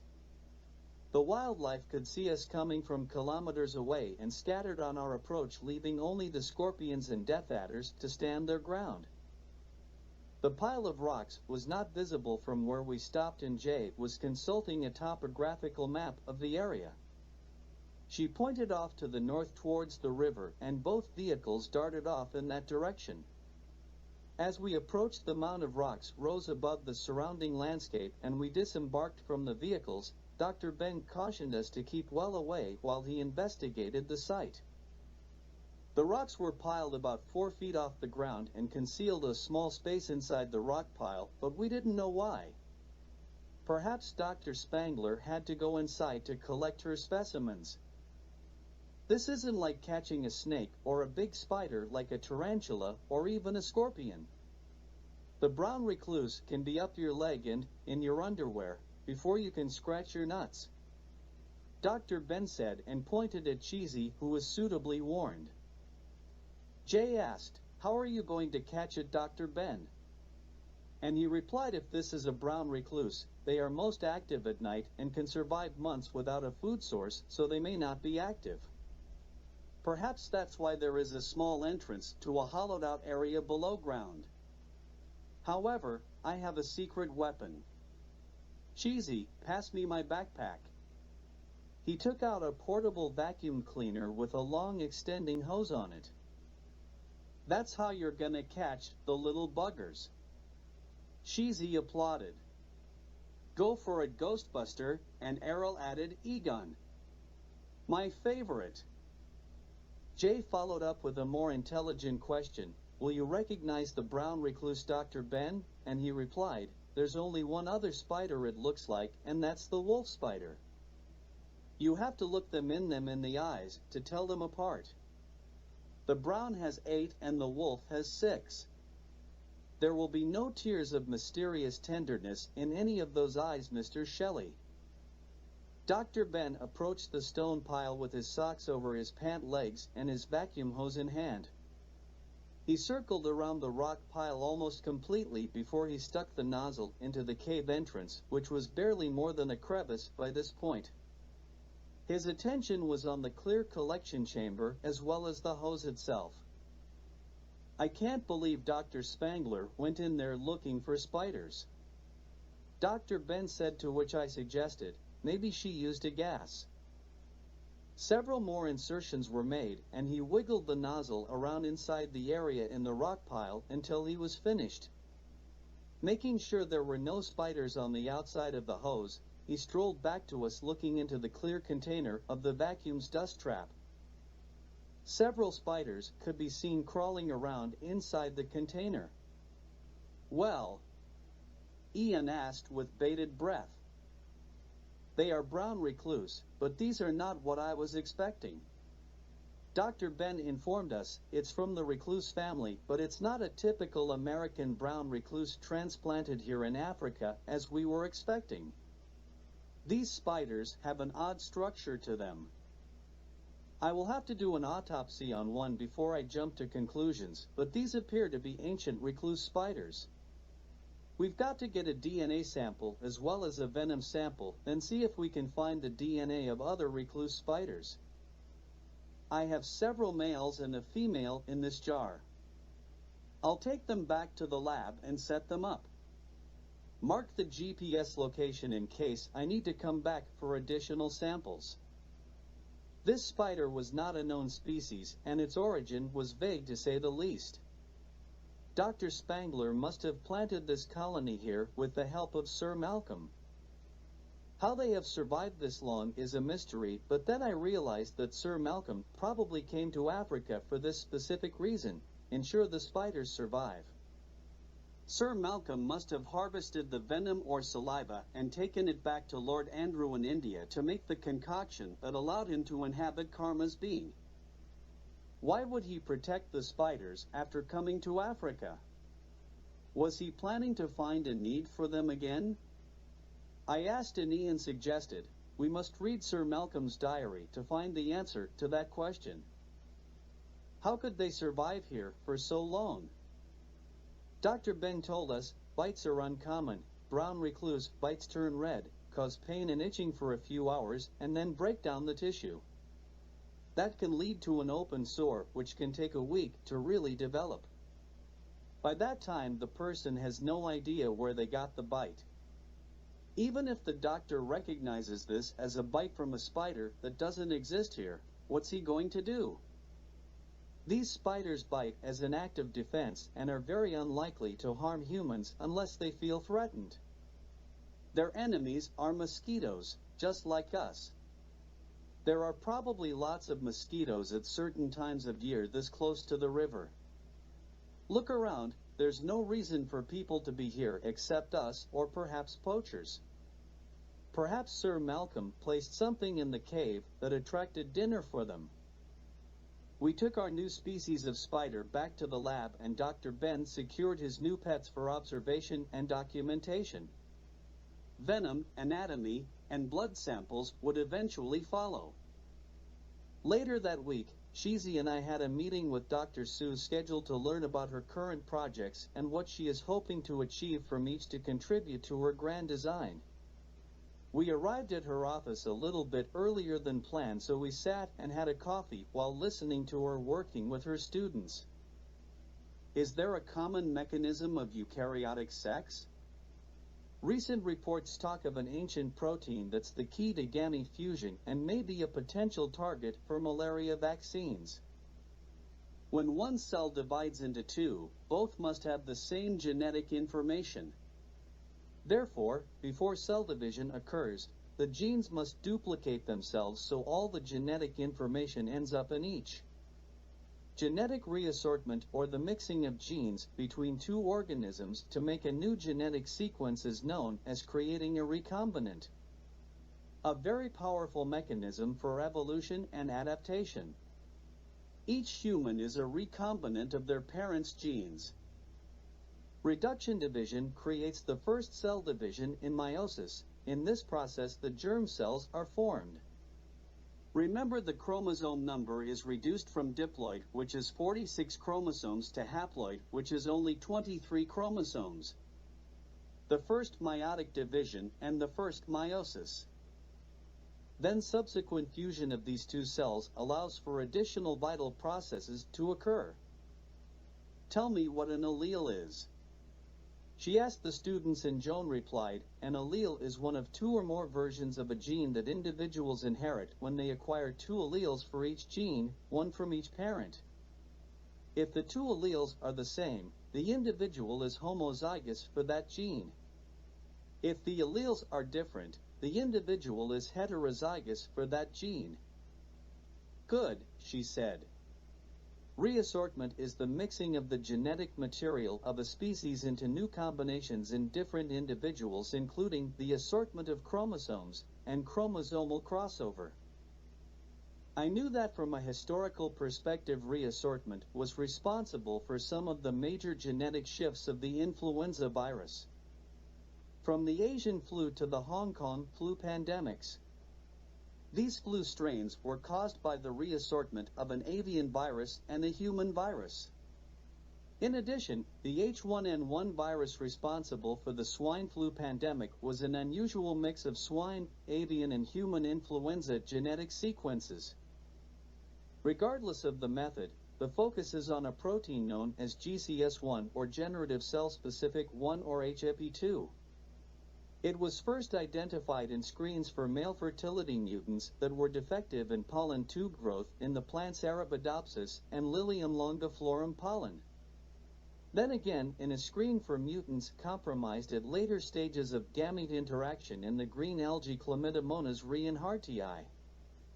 GCS1 has a clear role in plant and algal fertilization, but genome searches have also revealed homologs in malaria parasites like Plasmodium, African sleeping sickness parasites Trypanosoma brucei, slime molds, ciliates, coanoflagellates, and cnidarians. This suggests that GCS1 is an ancient and highly conserved component of the gamete fusion apparatus. Research work with malaria parasites to investigate the GCS1 function uses Plasmodium as a model system. Typically, doing anything in the lab with malaria parasites, as you know, is very difficult. Studying malaria parasite sex is a notable exception. Gamete production in malaria parasites starts when the parasites are taken up in a mosquito blood meal. Gametogenesis can be initiated in vitro by simply taking parasites cultured in blood and altering temperature and pH to mimic conditions found in the mosquito midgut. A student asked, gametogenesis in embryology is the process where gametes, or germ cells, are produced in an organism? Dr. Su replied, yes, the formation of egg cells, called oogenesis, and the formation of sperm cells, or spermatozoa, known as spermatogenesis. Moreover, Plasmodium gametes lack the complex extracellular matrix that surrounds the gametes of most other organisms, providing direct access to the action. Loss of the GCS1 gene in microgametes, the male gamete in Plasmodium, reveals its requirement for successful fertilization. Deletion of GCS1 blocked zygote formation and subsequent parasite development in the mosquito host, effectively stopping the transmission of the disease. In angiosperms, a haploid male gamete, the sperm cell fuses with a haploid female gamete egg cell during fertilization to form a zygote carrying paternally and maternally derived chromosomes. But those are plants, aren't they? Jim asked. She replied, yes, angiosperm eggs are fertilized and develop into a seed in an ovary that is usually in a flower. Immunological assays indicate that GCS1 is accumulated during late gametogenesis and is localized on the plasma membrane of generative cells. In addition, Arabidopsis thaliana GCS1 mutant gametes fail to fuse, resulting in male sterility and suggesting that GCS1 is a critical fertilization factor in angiosperms. Importantly, GCS1 is apparently exposed on the surface of the male gamete, raising the possibility of targeting this molecule as part of a transmission blocking strategy. I said to Cheesy, we were just talking about this. Remember Star Trek? And Cheesy said, yeah, I know. Receptors on proteins. The idea here is to create a good Samaritan vaccine that prevents people from passing on the infection by inducing antibodies to block development of the parasite only after it leaves the human host and enters the insect. When she finished with her students, she sat down with Cheesy and me. Cheesy said to her, GCS1 sounds pretty important. Dr. Su told us, that's the tip of the iceberg. The investigation of GCS1 function goes a step further, pursuing the exact timing of GCS1 function in Chlamydomonas. I think that GCS1 acts in the few seconds between gamete adhesion and fusion. That would suggest a role in the fusion process itself. A post-adhesion function was also indicated for GCS1 in Plasmodium. It's interesting to note that the molecules involved in the pre-fusion adhesion processes in Chlamydomonas and Plasmodium are unrelated, suggesting that GCS1 may perform an essential function like membrane fusion. It appears that GCS1 has ancient origins, most likely being conserved since the divergence of all eukaryotes, and it's intriguing that GCS1 has apparently disappeared in higher animals. I'm going to have Dr. Ben check the spiders he found to see how they reproduce.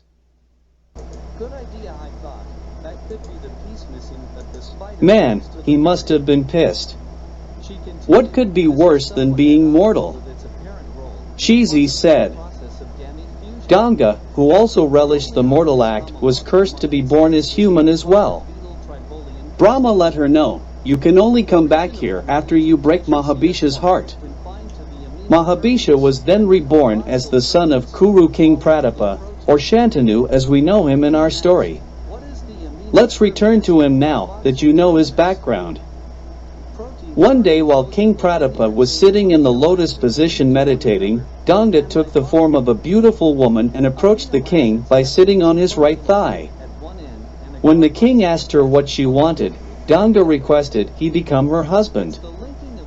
King Pratapa had to refuse because he had taken a vow not to lust for anyone, and besides Ganga had sat on his right thigh, and everyone in those days knew that a man's right thigh was for his daughter and the left was for his wife. The king proposed she marry his son, which in this case was Shantanu, and Ganga agreed. King Pratapa then installed Shantanu as the king of Hastinapura and retired into the woods to perform penances and perhaps invent the game of polo. Shantanu was strolling about his kingdom one day, as kings commonly do, when he came upon a beautiful woman on the banks of the river Ganges. This was Ganga, the goddess of forgiveness and purification, and he naturally asked her to marry him on the spot. This was definitely a case of love at first sight. She agreed, but with one condition: never ask any questions about my actions. I think that's the same prenup Krista's going to use. Cheesy said, and those of us who knew Krista chuckled. That might not be a game breaker. Errol added. Considering that to be an acceptable prenup, they married and Ganga soon gave birth to their first son. She abruptly drowned the infant. Shantanu could not ask the reason why she did this, but it broke his heart. One by one, 7 sons were born and 7 sons were drowned by Ganga. Why couldn't they stop her sooner? Errol asked, and Cheesy replied, she's the queen. When Ganga was about to drown the 8th son, Shantanu was devastated and could not restrain himself further, so he confronted her. Ganga explained to him Brahma's curse on Mahabhisha and her. Then she revealed that their 8 children were the 8 Vasus cursed by Vashistha to be born on earth as mortal humans because they stole his cow. They partially pacified Vashistha, who limited his curse and told them that they would be freed from this curse within a year of their birth as humans, except Prabhasa, whom I assume he found more guilty than the others. The Vasus requested Ganga to be their mother. Ganga released the first 7 from human life by drowning them all shortly after birth. However, the Vasudayas was cursed to live a long life and would not have a wife or any children. Prabhasa incarnated, was left to remain alive by Ganga but imprisoned in his mortal form, in which he later became known as Bhishma, the great warrior. Sandy stopped for a drink and let some of the experienced listeners fill in gaps for the newcomers to Sandy's form of a fireside chat. Cheesy asked Dick, does a great warrior have to remain single, Dick? And he received back a flurry of visual daggers. Sandy saved him by jumping back in. The sage Vashistha also gave a boon to him which would make him virtuous, conversant with all the holy scriptures, and an obedient son to his father. Ganga took him to train for the king's throne, which left Shantanu consumed by grief thinking about spending the rest of his life without Ganga. This led him to practice brahmacharya, a practice of celibacy and living within self that helped him rule his kingdom well. By merely adopting virtuous behavior, Shantanu was easily able to conquer the entire world without lifting any weapons. All the kings declared Shantanu as emperor, and he even gave up hunting to gain popularity with his subjects. One day, while walking along the banks of the Ganges, Shantanu saw that the river had become shallow, and that concerned him. While searching for the cause of the phenomenon, he came across a handsome young boy who had slowed the river's flow with his celestial weapon. The young boy was his son. However, Shantanu didn't recognize him because he had set eyes on the boy for only a brief moment after his birth. This was his 8th son. The boy recognized his father. However, he didn't reveal himself, but instead disappeared from his sight using his power of illusion. Perhaps he went to the same place Magda's pet peepers goes, I thought. Shantanu, upon seeing this, wondered whether the boy was actually his son, and he called upon Ganga to show the boy to him. Ganga appeared and revealed to him that the boy was actually his son Devavrata, and that he was taught the knowledge of the holy scriptures by the sage Vasistha and the art of warfare by Parshurama.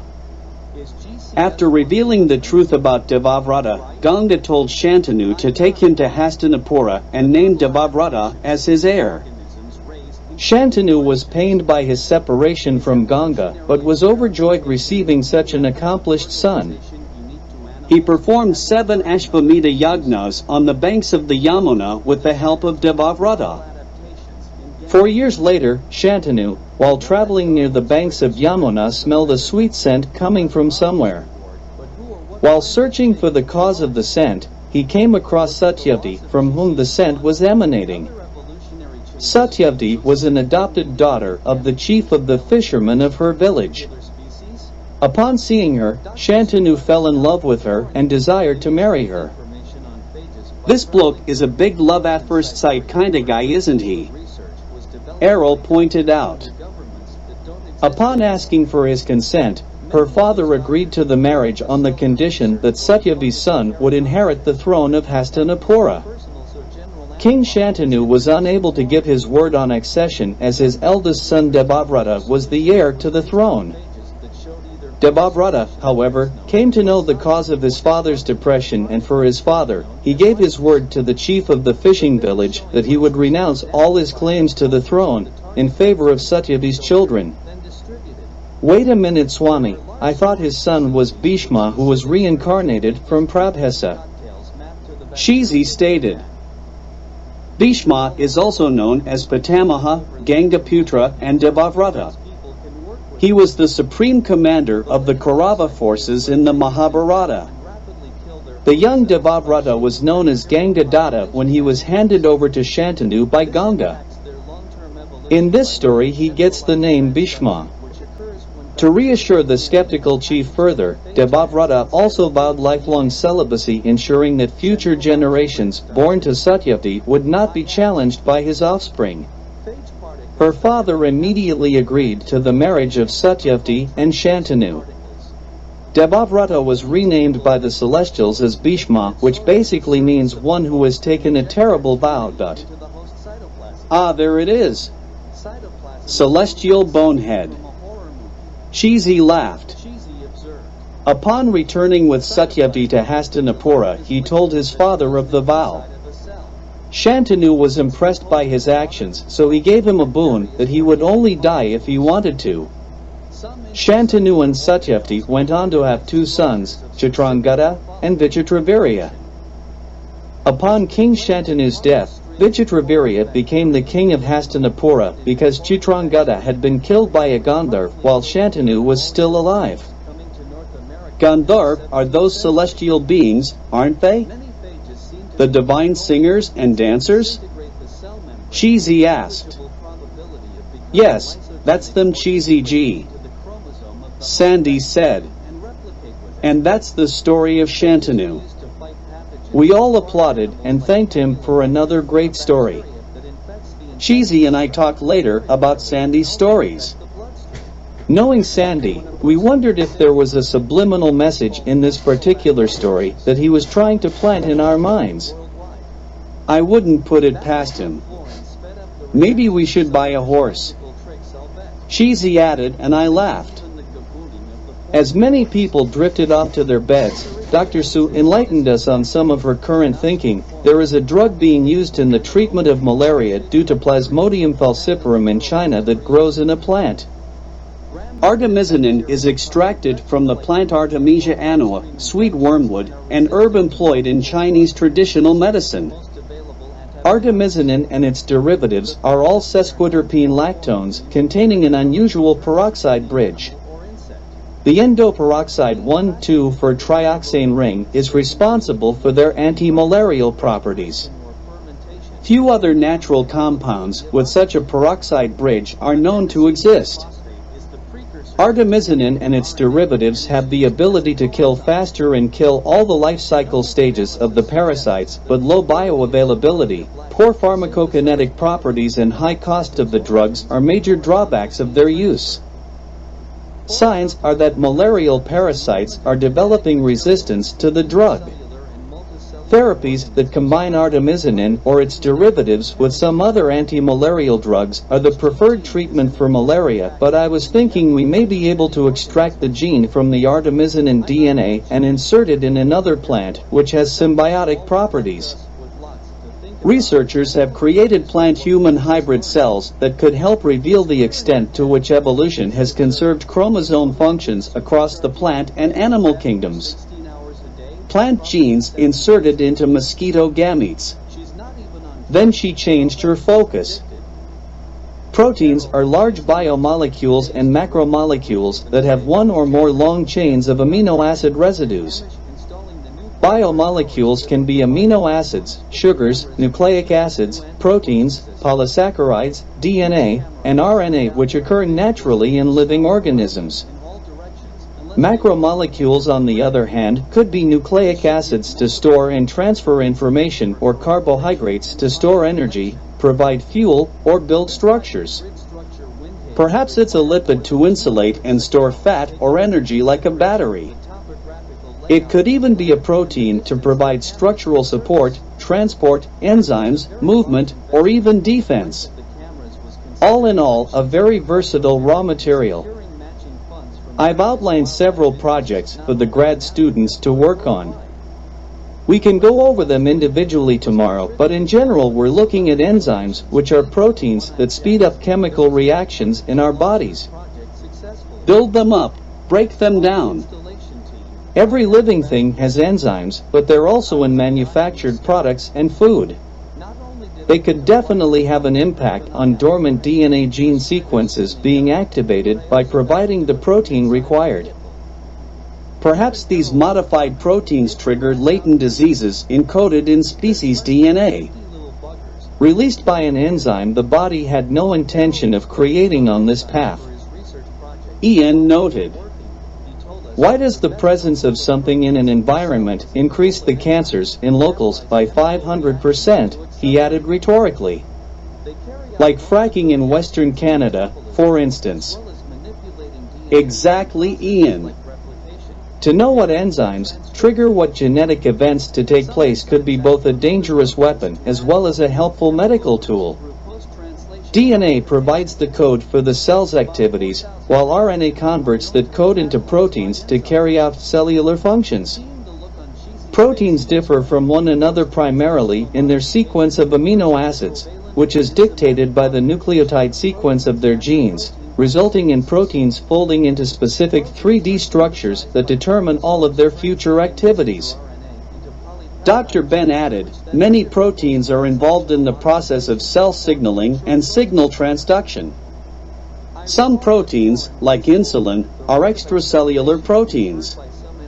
Insulin transmits a signal from the cell it was synthesized in, to other cells in distant tissue. Errol added, I've been looking into that actually. Membrane proteins are receptors whose main function is to bind a signaling molecule and induce a biochemical response in a cell. They fall into several broad categories depending on their location. Integral membrane proteins are a permanent part of a cell membrane and can either penetrate the membrane or associate with one of the sides of a membrane. Peripheral membrane proteins are transiently associated with the cell membrane. A third of all human proteins are membrane proteins, and those are targets for more than half of all drugs created by humans. Errol and I have spent a great deal of time considering peptides as potential agents to deliver inputs to the immune system to fight diseases they are made unaware of. I added that was our focus with the Tassie Devil at that moment.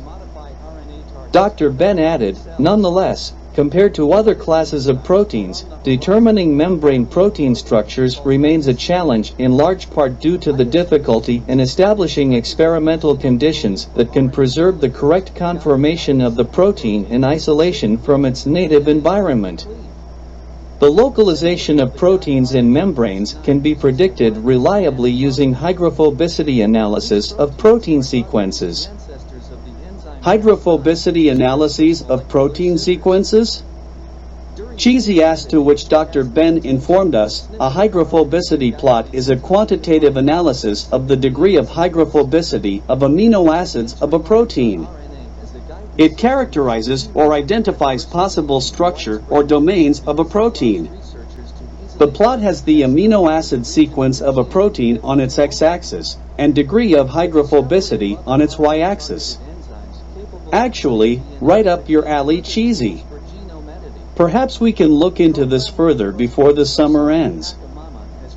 I knew that many receptors had a binding site exposed on the cell surface and an effector domain within the cell, which may have enzymatic activity or may undergo a conformational change detected by other proteins within the cell.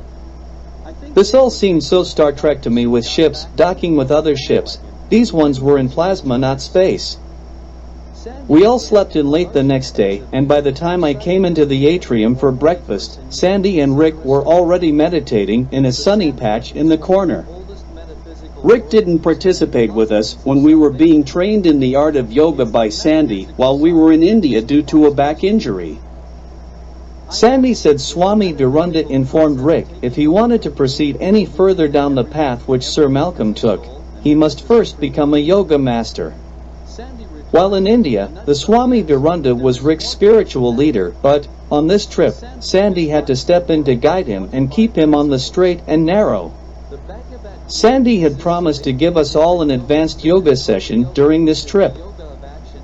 Watching Cheesy eat his breakfast, I turned to Ian and asked him, "Do you remember Chef Philippe from Ridgeway?" To which he replied, he believed that whenever the recipe got a splash of wine, the chef should also get a splash.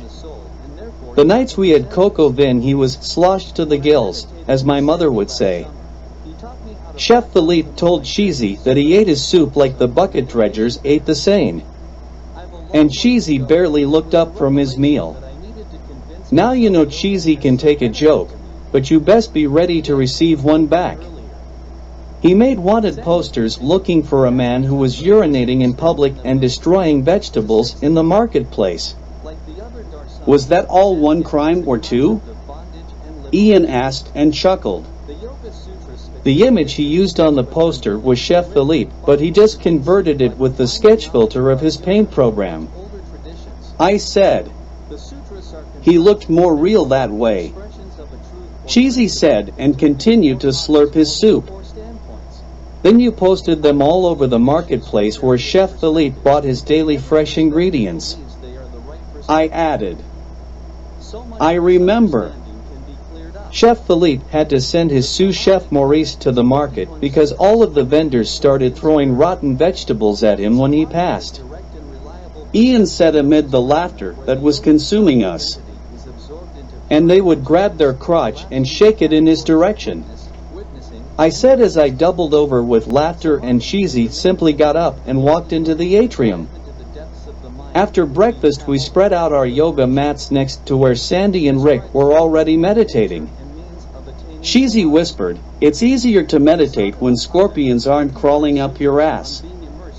After yoga we all met with Ian and Rick, who had some new information for us from India and more specifically from Nainital. Rick started out, "I've been mulling over Sir Malcolm's puzzle poem which was in the box he left in his house. Do you remember?" Magda broke the code of the puzzle box and revealed the poem, and he recited the poem for us in case we didn't already have it committed to memory. The hill papal is the tree with knowledge. Through the African soil on 8 legs, it scrambles. The precious nectar holds life and liberation, or death and new beginning. Kali collects the blood and Shiva demands each must drink. The earthly net will bring minds together. There were several people referenced in various documents I found in his library which may be important in this context. The first was a doctor from the southern United States whom Sir Malcolm had correspondence with on multiple occasions. Her name was Dr. Olivia Spangler, and he was introduced to her by Lord Andrew. We know Sir Malcolm accompanied the good doctor to Africa and more specifically Kenya, and even more specifically, Windhaven. I found out that Dr. Spangler was a specialist in spider venom and in particular, the brown recluse spider Loxosceles reclusa, which produces the most potent venom among known arachnids. There has been no further information on Dr. Spangler for the last 30 years, as she seemed to retire from academic life. Before leaving, she was credited with discovering that the venom of the brown recluse can cause dermonecrotic arachnidism, but I'm not sure that that's relevant here. What's that? I asked, to which Dr. Ben replied, it's an open wound on the skin that grows and eats away the skin around it. It's a pretty nasty way to go. Like alien spit. Cheesy said, and Dr. Ben responded, yes, exactly like alien spit cheesy. Dr. Ben proceeded, we need to study the protein and peptide profile of the venom isolated from both the male spider and the female spider, then look at its antimicrobial activity or toxicity against human cells and hemolytic activity. We still don't know what part of the spider's arsenal is required to fit the formula, and since this spider doesn't have a species name, how will we know it's the correct spider? Its ability to cause wounds seems an unlikely requirement for this journey. Dr. Ben then noted, peptides are purified using high-performance liquid chromatography known as HPLC, and its chemical properties can be displayed using mass spectrometry. We can do those tests at Windhaven now with our new microscopes. Ian decided that was the perfect time to introduce the subject of the search of the stone pile on the land left by Sir Malcolm to Windhaven in his will. Today we should go and find the rock pile we saw from Martin's balloon the day we had the balloon flight. Jay and I know where it's located because we found it once before, and we can take you there now. We need Dr. Ben too, especially if venomous spiders are about. Jay and I didn't disturb it or even get close to it. We took the stroll from the house to the lab site along the usual path, and this time we saw a spitting cobra about 10 meters off the path. Ian said, just let him go about his business, he isn't interested in us. He can spit his venom about a third of the distance to where we are.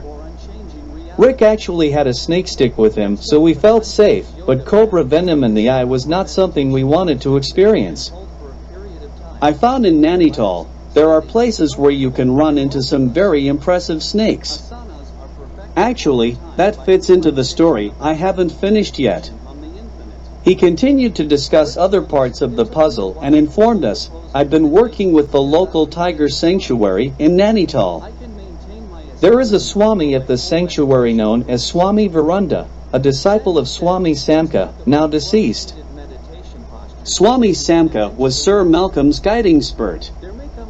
I'm not totally sure of the connection between Sir Malcolm and Swami Samka, but the connection with karma must have started there, because unless it's a coincidence, they have pictures on the wall that show Lord Andrew and a young Sir Malcolm with karma at the sanctuary.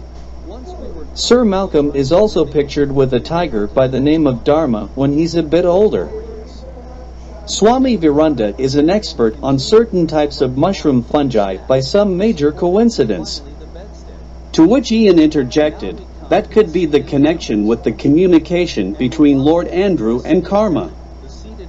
But that still doesn't tell us how the spider venom is involved. Shizi noted, or what knowledge the tree has and whose blood is being used. I added. We arrived at Windhaven Labs for a brief stop, limited to picking up a couple of 4x4s.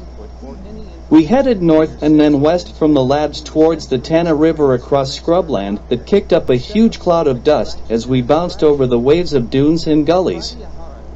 The wildlife could see us coming from kilometers away and scattered on our approach, leaving only the scorpions and death adders to stand their ground. The pile of rocks was not visible from where we stopped, and Jay was consulting a topographical map of the area. She pointed off to the north towards the river, and both vehicles darted off in that direction. As we approached, the mound of rocks rose above the surrounding landscape, and we disembarked from the vehicles. Dr. Ben cautioned us to keep well away while he investigated the site. The rocks were piled about 4 feet off the ground and concealed a small space inside the rock pile, but we didn't know why. Perhaps Dr. Spangler had to go inside to collect her specimens. This isn't like catching a snake or a big spider like a tarantula or even a scorpion. The brown recluse can be up your leg and in your underwear before you can scratch your nuts. Dr. Ben said and pointed at Cheesy, who was suitably warned. Jay asked, "How are you going to catch it, Dr. Ben?" And he replied, "If this is a brown recluse, they are most active at night and can survive months without a food source, so they may not be active. Perhaps that's why there is a small entrance to a hollowed-out area below ground. However, I have a secret weapon. Cheesy, pass me my backpack." He took out a portable vacuum cleaner with a long extending hose on it. "That's how you're gonna catch the little buggers." Cheesy applauded. "Go for it, Ghostbuster," and Errol added, "E-gun." "My favorite." Jay followed up with a more intelligent question, "Will you recognize the brown recluse, Dr. Ben?" And he replied, "There's only one other spider it looks like, and that's the wolf spider. You have to look them in the eyes to tell them apart. The brown has 8 and the wolf has 6. There will be no tears of mysterious tenderness in any of those eyes, Mr. Shelley." Dr. Ben approached the stone pile with his socks over his pant legs and his vacuum hose in hand. He circled around the rock pile almost completely before he stuck the nozzle into the cave entrance, which was barely more than a crevice by this point. His attention was on the clear collection chamber as well as the hose itself. "I can't believe Dr. Spangler went in there looking for spiders," Dr. Ben said, to which I suggested, "Maybe she used a gas." Several more insertions were made, and he wiggled the nozzle around inside the area in the rock pile until he was finished. Making sure there were no spiders on the outside of the hose, he strolled back to us looking into the clear container of the vacuum's dust trap. Several spiders could be seen crawling around inside the container. "Well," Ian asked with bated breath. "They are brown recluse, but these are not what I was expecting." Dr. Ben informed us, "It's from the recluse family, but it's not a typical American brown recluse transplanted here in Africa as we were expecting. These spiders have an odd structure to them. I will have to do an autopsy on one before I jump to conclusions, but these appear to be ancient recluse spiders. We've got to get a DNA sample as well as a venom sample, then see if we can find the DNA of other recluse spiders. I have several males and a female in this jar. I'll take them back to the lab and set them up. Mark the GPS location in case I need to come back for additional samples." This spider was not a known species, and its origin was vague to say the least. Dr. Spangler must have planted this colony here with the help of Sir Malcolm. Whether they are inherited from the mother or the father. Genes can also be partially imprinted. Is that why someone might say baldness is inherited from your mother? I asked. Yes, broadly defined, epigenetic phenomena are propagated alternative states of gene expression, molecular function, or organization specified by the exact same DNA sequence. In embryonic development in females, one of the 2 X chromosomes is randomly and permanently inactivated in cells other than egg cells.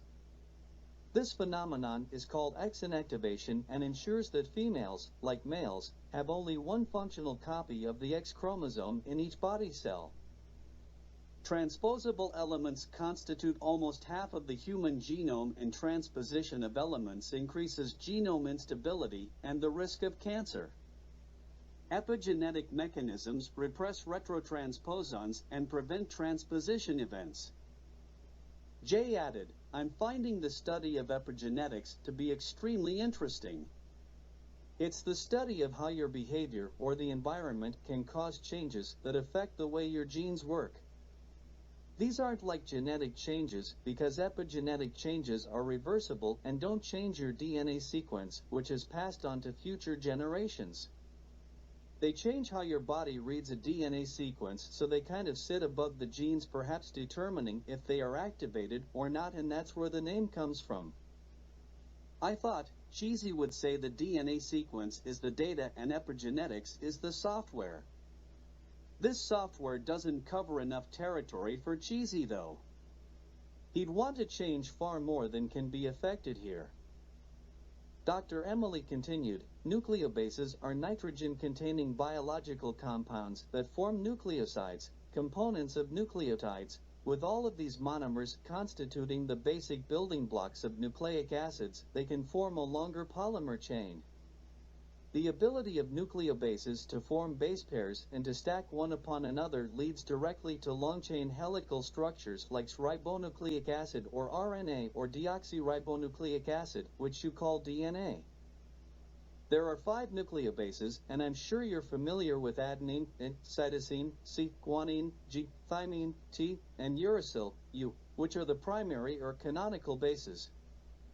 2 nucleobases have been found where natural, enzymatic DNA methylation takes place, adenine and cytosine.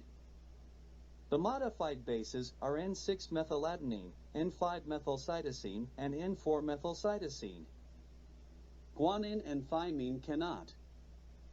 Cytosine methylation is widespread in both eukaryotes and prokaryotes. Adenine methylation has been seen in bacterial, plant, and mammal DNA. When located in a gene promoter, DNA methylation typically acts to repress gene transcription.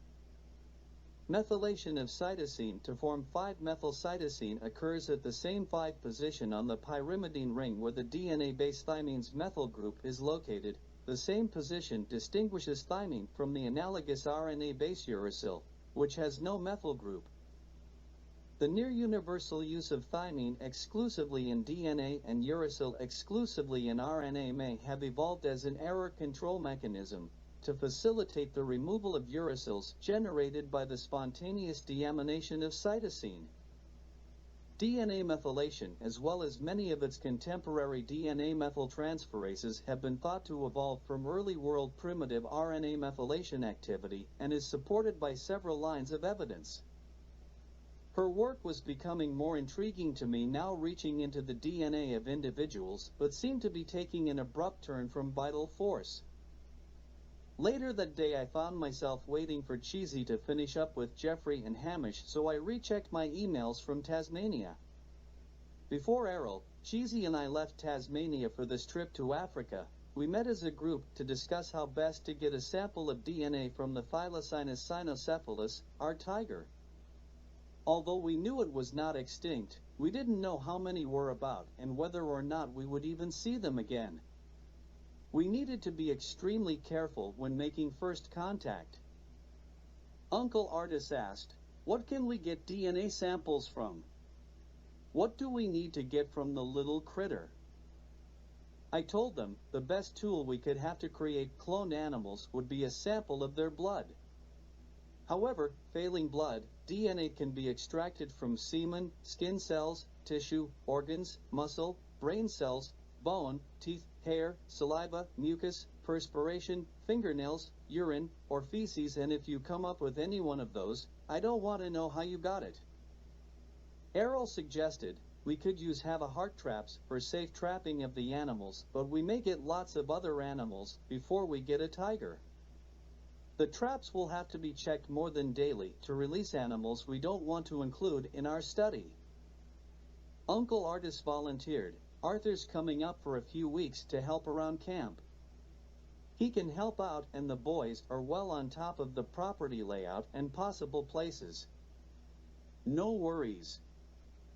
We can focus cameras on cages that can be monitored 24/7, and if we get anything in them, respond immediately. Travis volunteered. Okay, what do we do when we get the tiger in the cage? TMR asked, which lead us to create a checklist of items, including pictures, sexing, a blood sample, and recording of any identifying marks that would help us identify the individual. Should we capture additional tigers, we continue to build our DNA database. To collect the blood sample, we decided to use a sterile scalpel to create a small nick and blood sample cards to collect the DNA, then place them in sealed bags immediately. This DNA would not be fragmented, contaminated, or decayed in any way.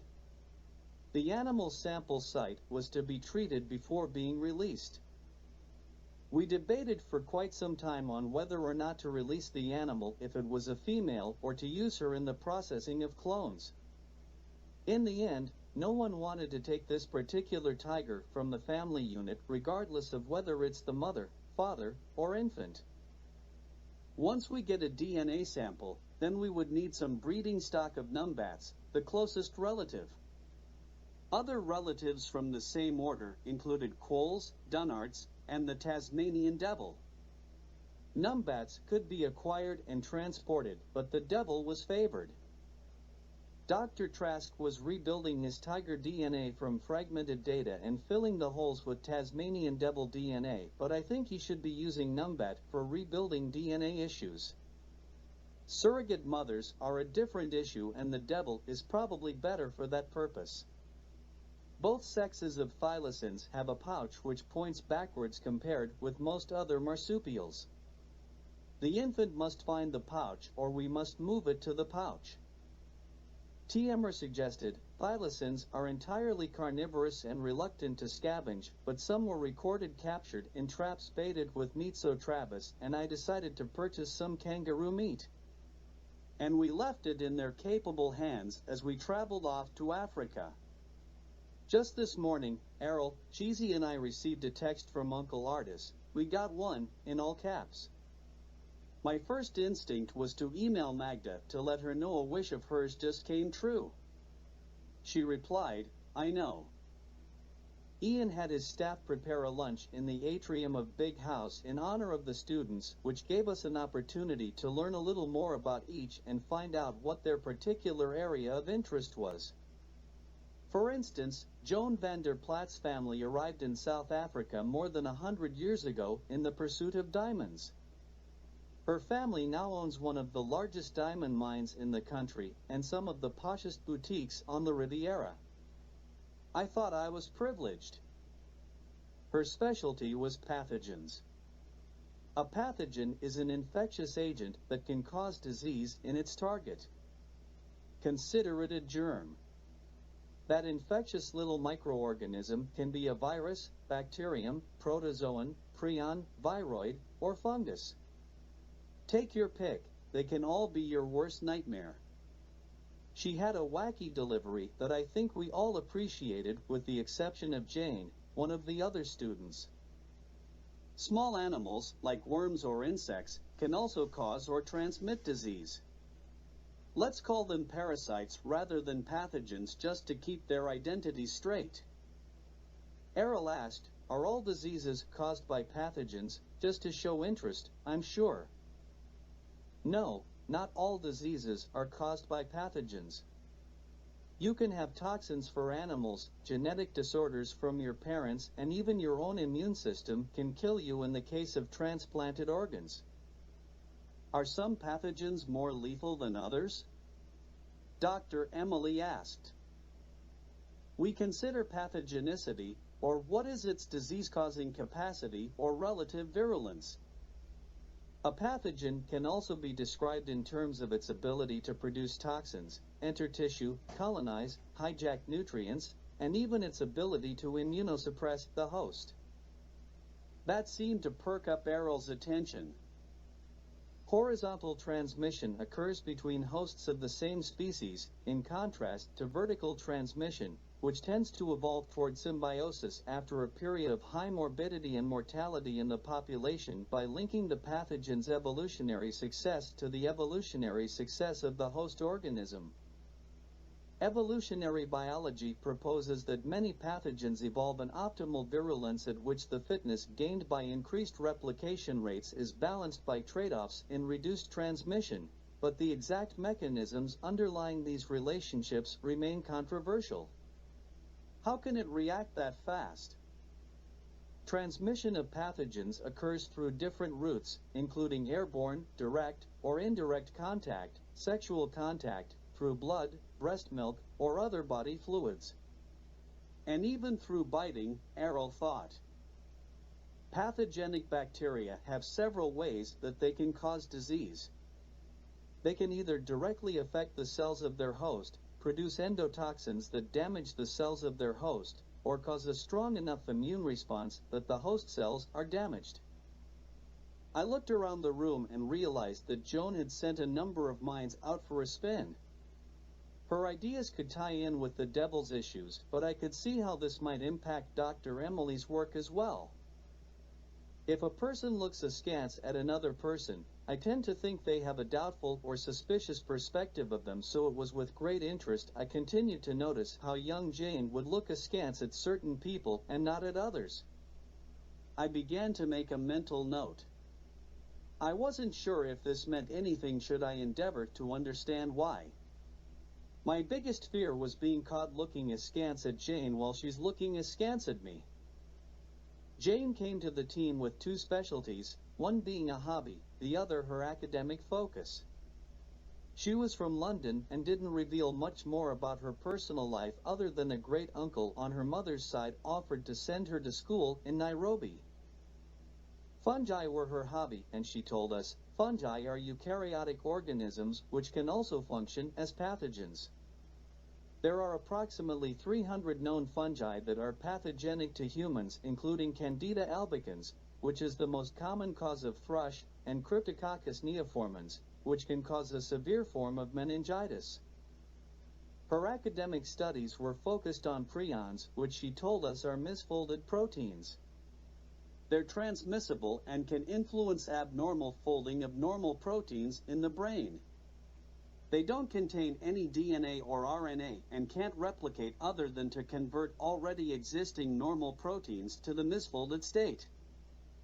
The abnormally folded proteins are found characteristically in many neurodegenerative diseases as they aggregate the central nervous system and create plaque that damages the tissue structure, essentially creating holes in the tissue. Errol told me later that Cheesy whispered in his ear, "brain butter," at that moment. Jim Kenyatta, or more formally James Jomo Kenyatta, was the great-great-grandson of Jomo Kenyatta and a cousin to Dr. Emily. His focus was on phages, including the T7 phage, which can be used in phage display to clone RNA-binding proteins, and the lambda strains, which grow and enter the lytic cycle after superinfecting an already lysogenized cell.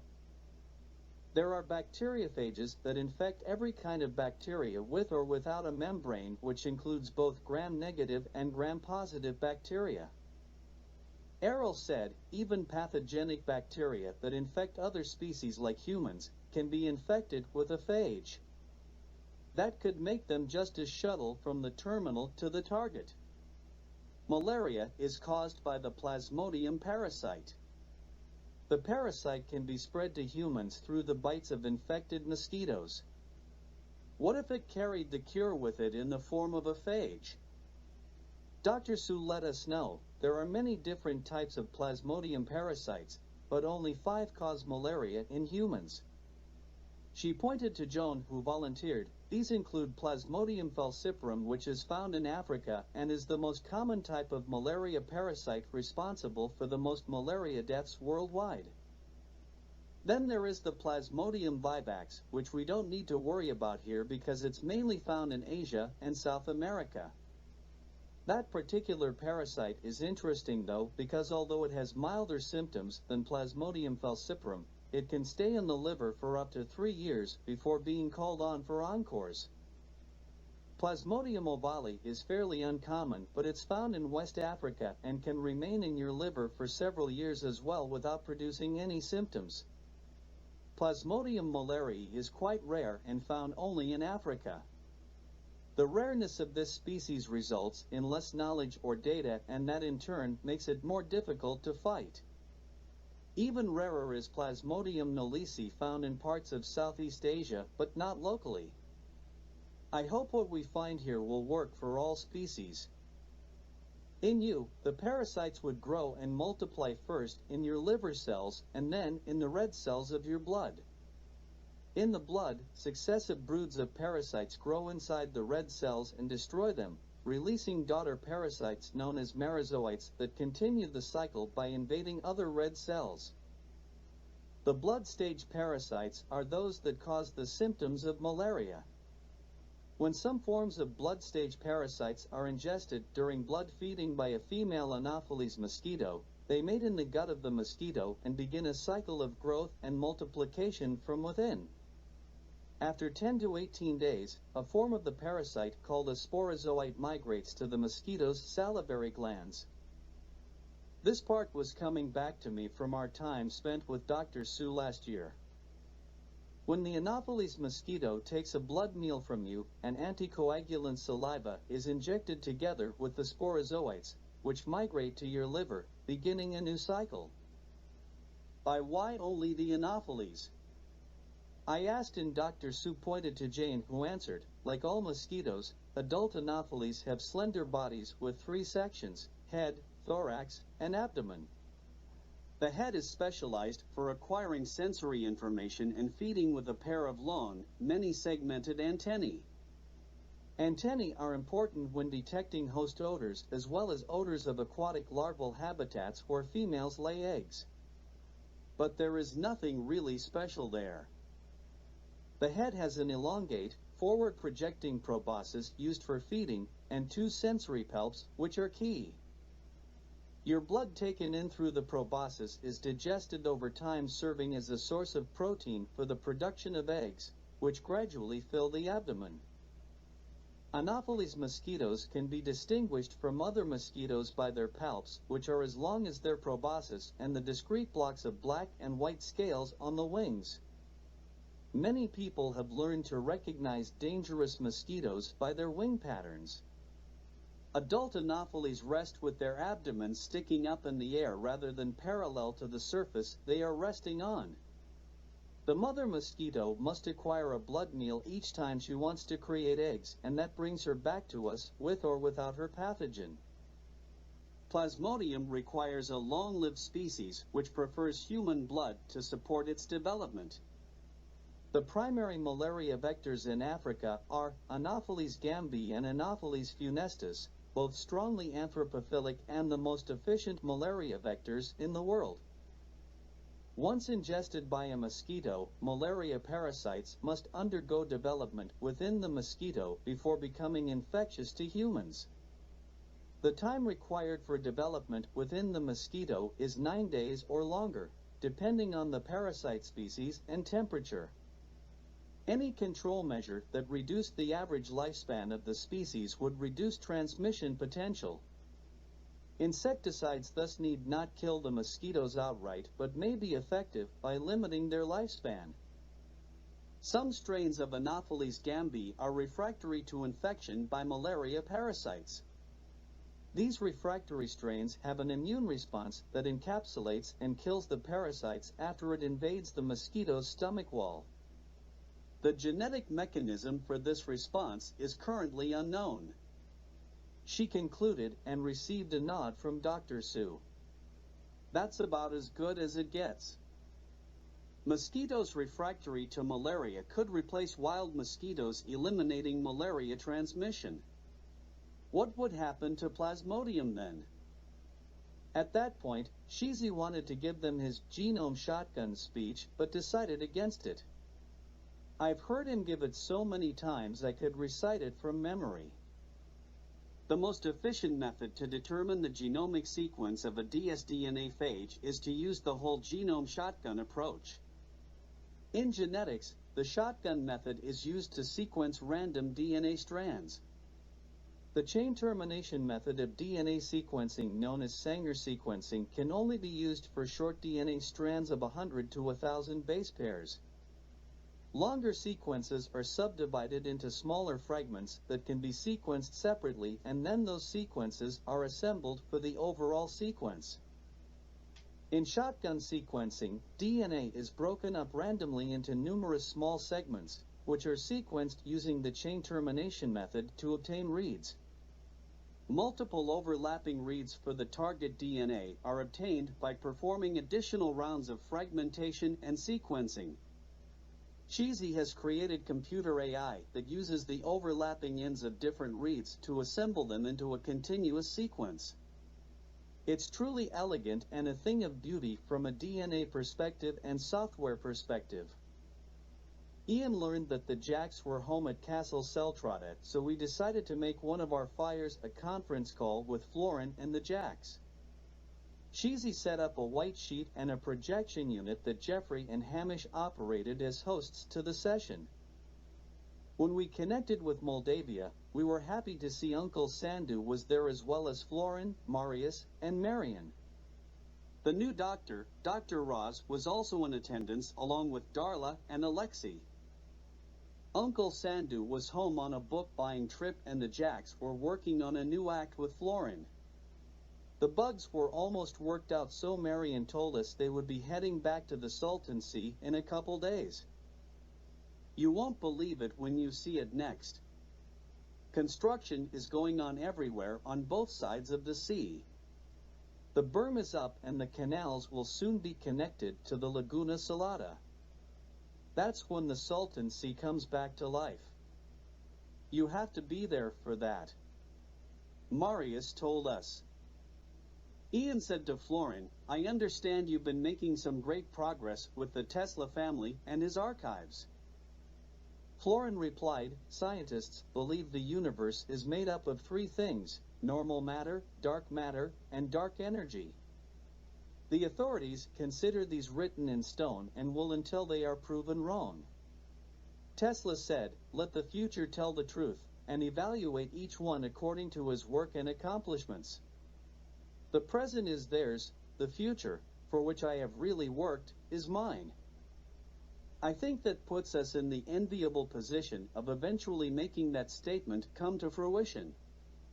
To that end, the Tesla family have created a business structure to tie their interests together under the corporate name Nikola Tesla's Family plc, NTF.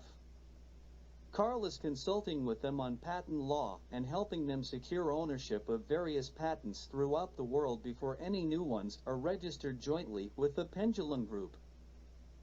Dr. Ross found some extremely interesting documents that we're continuing to explore and research. How the American doctor could determine there was nothing of value here in 3 days still boggles my mind. And he and Dr. Ross laughed. I'm particularly interested in his idea that the secrets of the universe were tied to energy, frequency, and vibration. Dr. Ross told us. Tesla outlined his dynamic theory of gravity, indicating luminiferous ether fills all space.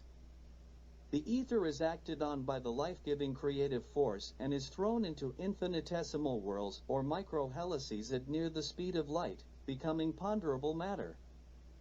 When the force subsides and motion ceases, matter reverts to the ether, a form of atomic decay. Florin told us, Tesla also said there is no energy in matter other than that received from the environment. That, of course, goes against Einstein's E equals mc squared. Dr. Ross added, humans can harness these processes to precipitate matter from the ether. Create whatever he wants with the matter and energy derived, even originate and develop life in infinite forms. Can you imagine?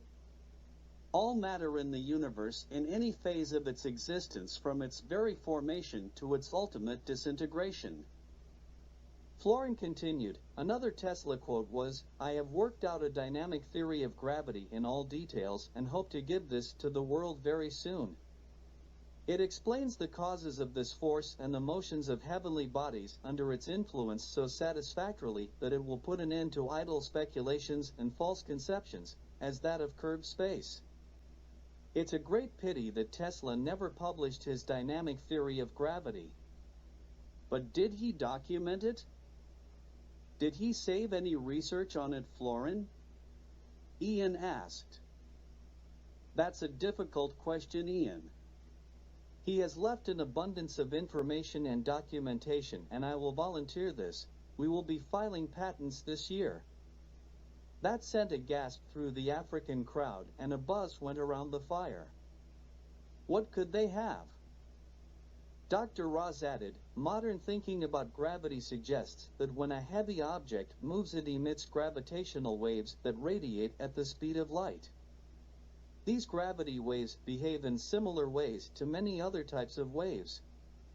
Tesla's greatest inventions were all based on the study of waves.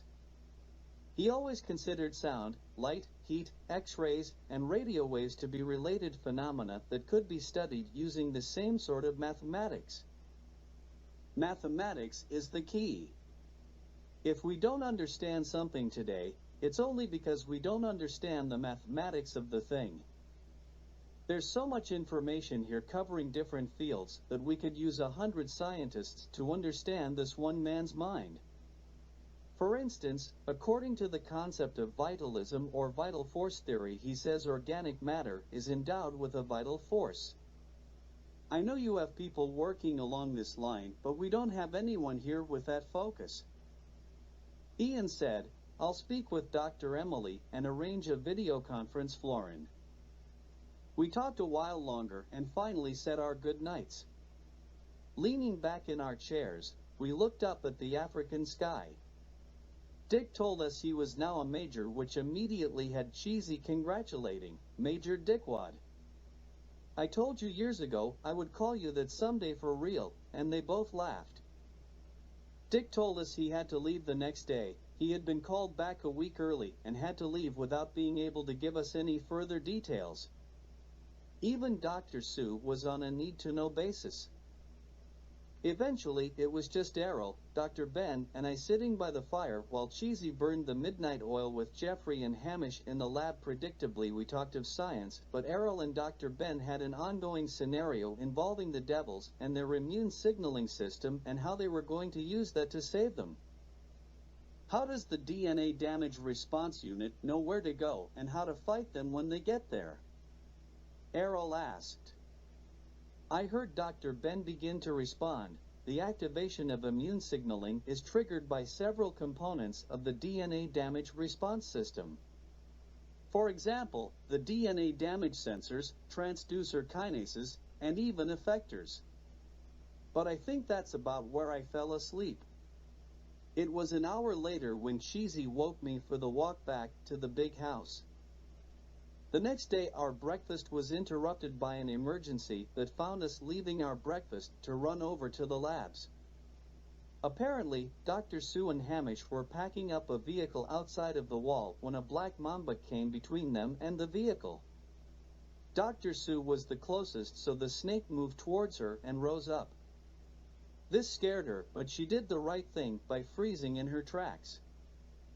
Jeffrey told us Hamish moved to intercept the snake, but as he was pinning the head, it caught him with one thong. He was able to remove the snake to a safe distance and release it before coming back to Dr. Sue for treatment. Dr. Ben had heard the commotion and came out with a first aid kit. They were able to put a compression bandage on his arm and give him 2 vials of generic antivenom. It was still necessary to get him to the hospital in Nairobi because he may require many more vials of antivenom if the bite is serious and perhaps a completely different antivenom. Let's hope it was a dry bite. Ian said as we watched the car head for the main road with Hamish in the passenger seat and Jeffrey driving. Dr. Ben went along with them.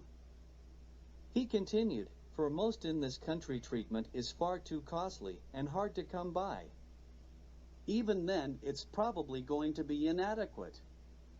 They may be within a few kilometers of a private clinic, but that's going to be too expensive or won't have any antivenom. That just means that they will have to travel a further 50 kilometers to find a hospital. While they're traveling, the patient is probably sweating and become incontinent and vomiting. The eyes will go dull like a movie zombie.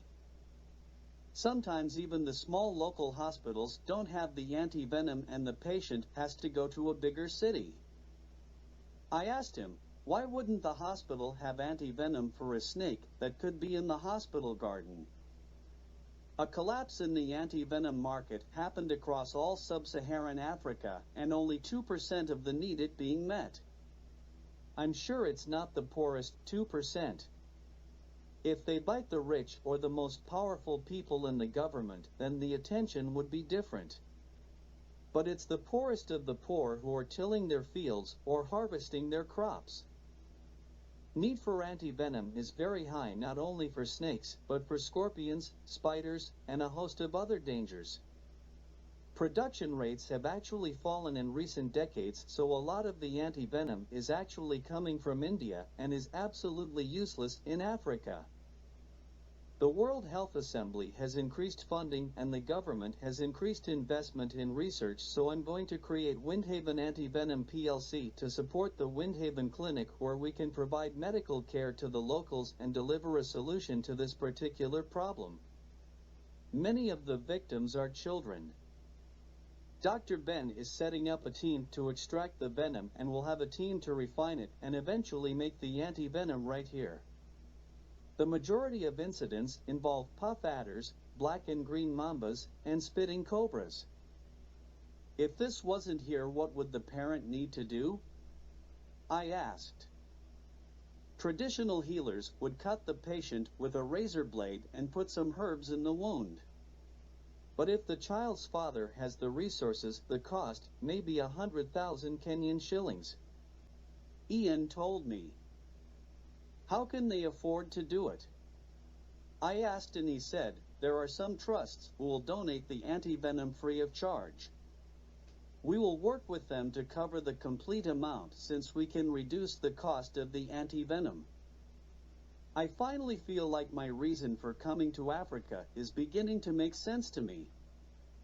The rest of the day was reduced to a snail's pace as we awaited word about Hamish and rehashing how it happened with everyone we met that day. I could see how Ian's decisions could make a huge impact on the lives of so many people around him. Today, Windhaven, tomorrow, the rest of Africa? I was finishing up my yoga meditation the next morning when Cheesy came to get me. Ian arranged for a video conference with Florin and Dr. Emily and suggested Cheesy, Jay and I be available for it. We had to get over to Windhaven where Jeffrey and Hamish had set things up in the new video conference building Kim erected in the center of the compound. It was built to host the ever-growing computer network Cheesy was laying out for Jeffrey and Hamish to run. I learned from Carl that Saltancy dividends were already beginning to flood into the Windhaven PLC trust account, even though there was no water flooding into the Salton Sea yet from the ocean. At Castle Celtradat, Florin and Dr. Roz were joined by several members of the Nikola Tesla's family PLC corporate structure. Florin began by saying, I would like the family members to introduce themselves to you and tell you their story, beginning with Vesna Mandik. Hello. My name is Vesna Mandik, as Florin has already told you. My great-aunt was Georgina Duca Mandik, Nicola's mother. Our family was one of the oldest in the area, and we were already renowned as inventors before Nicola was even born. Georgina was an inventor of tools and devices that she required for her own purposes, but Nicola believed if his mother had been free to pursue her mind, she would have been able to change the world. When young Tesla fell into gambling, she told him, Go, Nicola, have fun. The sooner you lose everything we have, the better. I know you'll get over it then. She passed away more than 100 years ago, at the age of 71. We hope some of her vital force exists in all of us today. And she opened her arms around the other members of the family that were gathered there. Perhaps she needed us to help her vision become a reality. Vesna sat down and the next Tesla member stood up. My name is Miroslav Trubojvik, and I'm a great-grandson of Angelina, a sister to Nikola.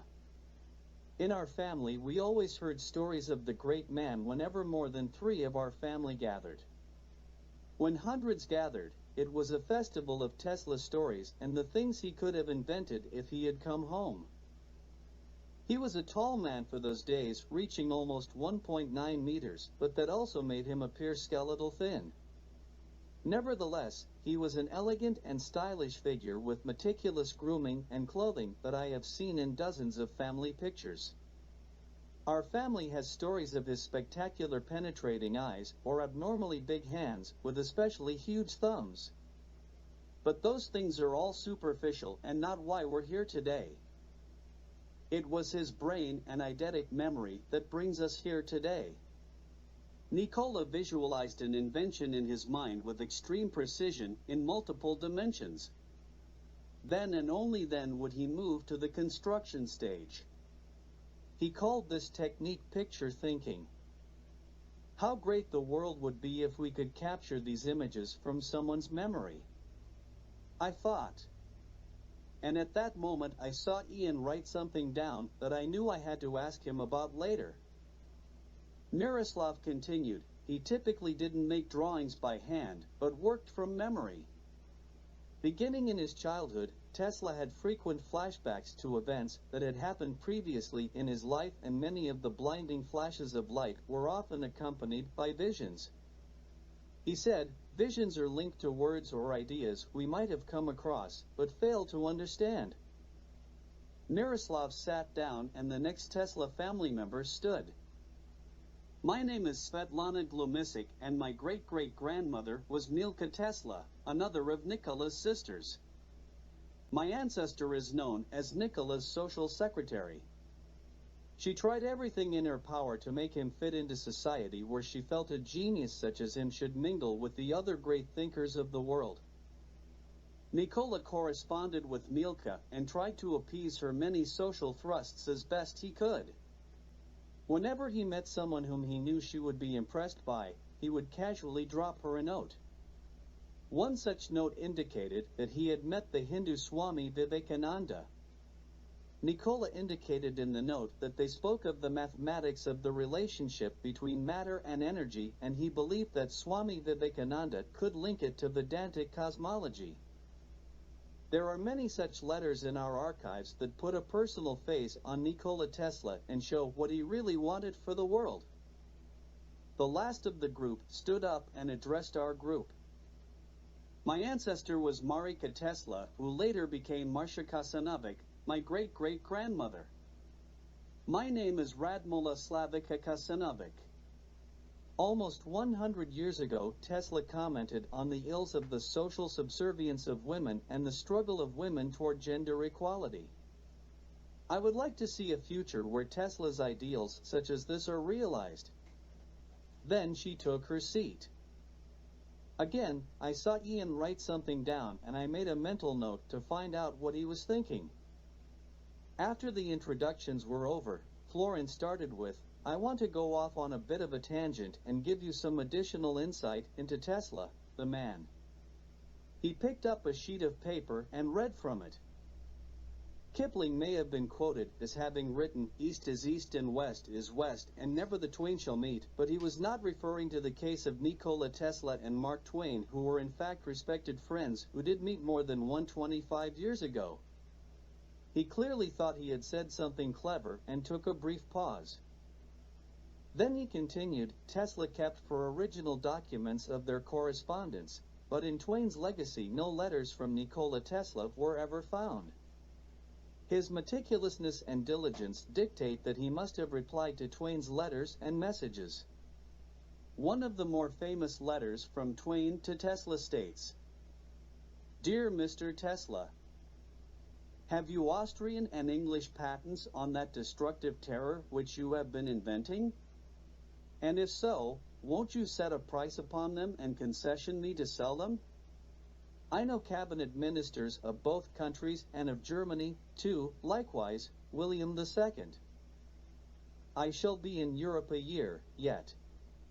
Here in the hotel the other night, when some interested man discussing means to persuade the nations to join with the Tsar and disarm, I advised them to seek something surer than disarmament by perishable paper or contract, invite the great inventors to contrive something against which fleets and armies would be helpless, and thus make war thenceforth impossible. I did not suspect that you were already attending to that and getting ready to introduce into the earth permanent peace and disarmament in a practical and mandatory way. I know you are a very busy man, but will you steal time to drop me a line? Sincerely yours, Mark Twain. Those who met him in his South Fifth Avenue laboratory were frequently invited to witness the demonstration of the rotating magnetic field and the production of electrical vibrations of an intensity never before achieved. Lighting like flashes of electrical fire 15 feet were an everyday occurrence, and his tubes of electric light simply amazed visitors. Well, we found his response to Mr. Twain. And he stopped to take a sip from his cup before continuing. I noticed the look on Ian's face like he already knew what was coming, but if he did, he's been sitting on this for some time. Dear Samuel, I have shown you many wonders that I would not show every man. You have imagination and can see with your mind's eye those things others cannot. Does that not convince you that to commission such a power to any one perspective or line of thought may provide them the opportunity to preclude all others? Surely until there is a time when all man may benefit from the destructive terror you describe, then you must agree that allowing any combination of the select few to possess this knowledge would only distill the world's issues and problems down to their perspective. Your trip to Europe may enlighten you concerning the stability of this world and the nature of man. It has convinced me that even you are not ready for the destructive terror if you cannot see the harvest of nature's beauty. Nikola Tesla. Florin continued, what did Twain mean by the destructive terror to end all wars? Well, Tesla was working on Teleforce at the time, which was a proposed defensive weapon which could accelerate pellets or slugs of material to a high velocity inside a vacuum chamber by way of an electrostatic repulsion and then fire them out of an aimed nozzle at the target. He conceived it after studying the Van de Graaff generator, according to his notes. The death ray or death beam was a theoretical particle beam or electromagnetic weapon which could also be the focus of Samuel's attention. Tesla had many more options for the use of electromagnetic energy will eventually be seen. He theorized from his experiments that if he injected electric current into the Earth at just the right frequency, he could harness what he believed was the planet's own electrical charge and cause it to resonate at a frequency that would be amplified in standing waves to be tapped anywhere on the planet to run devices or, through modulation, to carry a signal.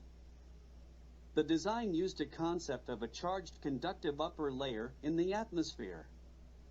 Tesla not only believed that he could use this layer as his return path in his electrical conduction system, but that the power flowing through it would make it glow, providing nighttime lighting for cities and shipping lanes. In short, there are a number of Mr. Tesla's patents that we will be implementing, beginning with some smaller items first and then working up to some potential life-changing discoveries. Those still need some additional work and consideration. That was where Dr. Ross was needed as the expert in this branch of physics, which involved electromagnetic force, a physical interaction occurring between electrically charged particles. The electromagnetic force carried by electromagnetic fields that are made up of electric fields and magnetic fields is responsible for electromagnetic radiation such as light. It's one of the four fundamental interactions or forces in nature. I knew the others as strong interaction, weak interaction, and gravitation. At high energy, the weak force and electromagnetic force are unified as a single electroweak force. Lightning is an electrostatic discharge traveling between two charged regions and transporting nigh, as we know. Electromagnetic phenomena are defined in terms of the electromagnetic force, or Lorentz force, which includes both electricity and magnetism as different manifestations of the same phenomenon.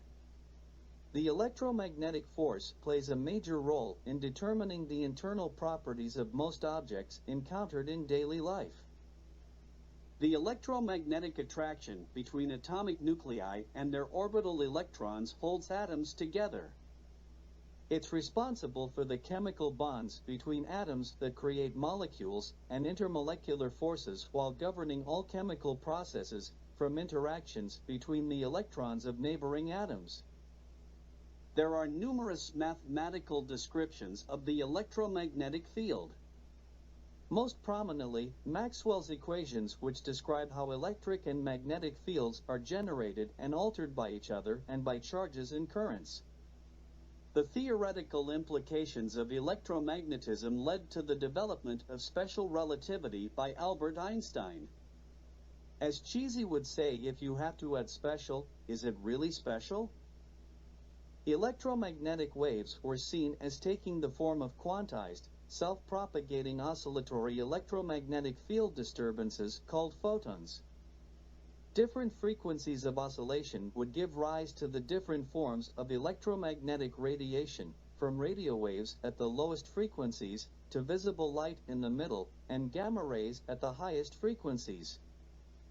All other forces that can push our pendulums, such as friction or contact forces, are all derived from the fundamental four forces. We said our goodbyes and ending the meeting on that technical note. The room was full of great expectations. After the meeting, I approached Ian about the two things he had written down during the meeting. "Oh, let me see what I wrote down." And he looked down at this paper. When they talked about the flashes of light he had before premonitions made me think that perhaps the Celtradat ladies should conduct some interviews with the DNA offspring of Georgina Duca-Mandic. The thought of harvesting one's thoughts and memories is more intriguing when the host is broadcasting world-changing content. That made sense to me, since the girls seemed to have a metaphysical connection with these types of things that no one else had. We spend all our time investigating the science of everything, yet there are still things in this world whose reality is based on a feeling. "And your second note?" I asked, and he replied, possibly driven by the fact that he believed his mother could have achieved so much more. Tesla said humanity's future would be run by queen bees, as women would become the dominant sex in the future. As a general statement of equality, of course he's right. But if his prediction of queen bees is more Nostradamus and Callie than Susan B. Anthony and Coretta Scott King, then we may be seeing our first one. During our construction time on Cheesy's Grid, as Jeffrey dubbed it, the topic of Gondwanan spiders and toxin came up, so Dr. Ben enlightened us on spiders in general as we worked. The spiders we found were adult brown recluse spiders, which should not be in this part of the world, so some of the assumptions we make about this genus may not be true. In addition, this particular species is not known to science at this point in time. I'm still considering its anatomy and where it fits, so let's wait a bit on that. These spiders still have the primitive pattern of 4 abdominal breathing organs known as book lungs. They generally live about 1 to 2 years, with each female producing several egg sacs over a period of 2 to 3 months.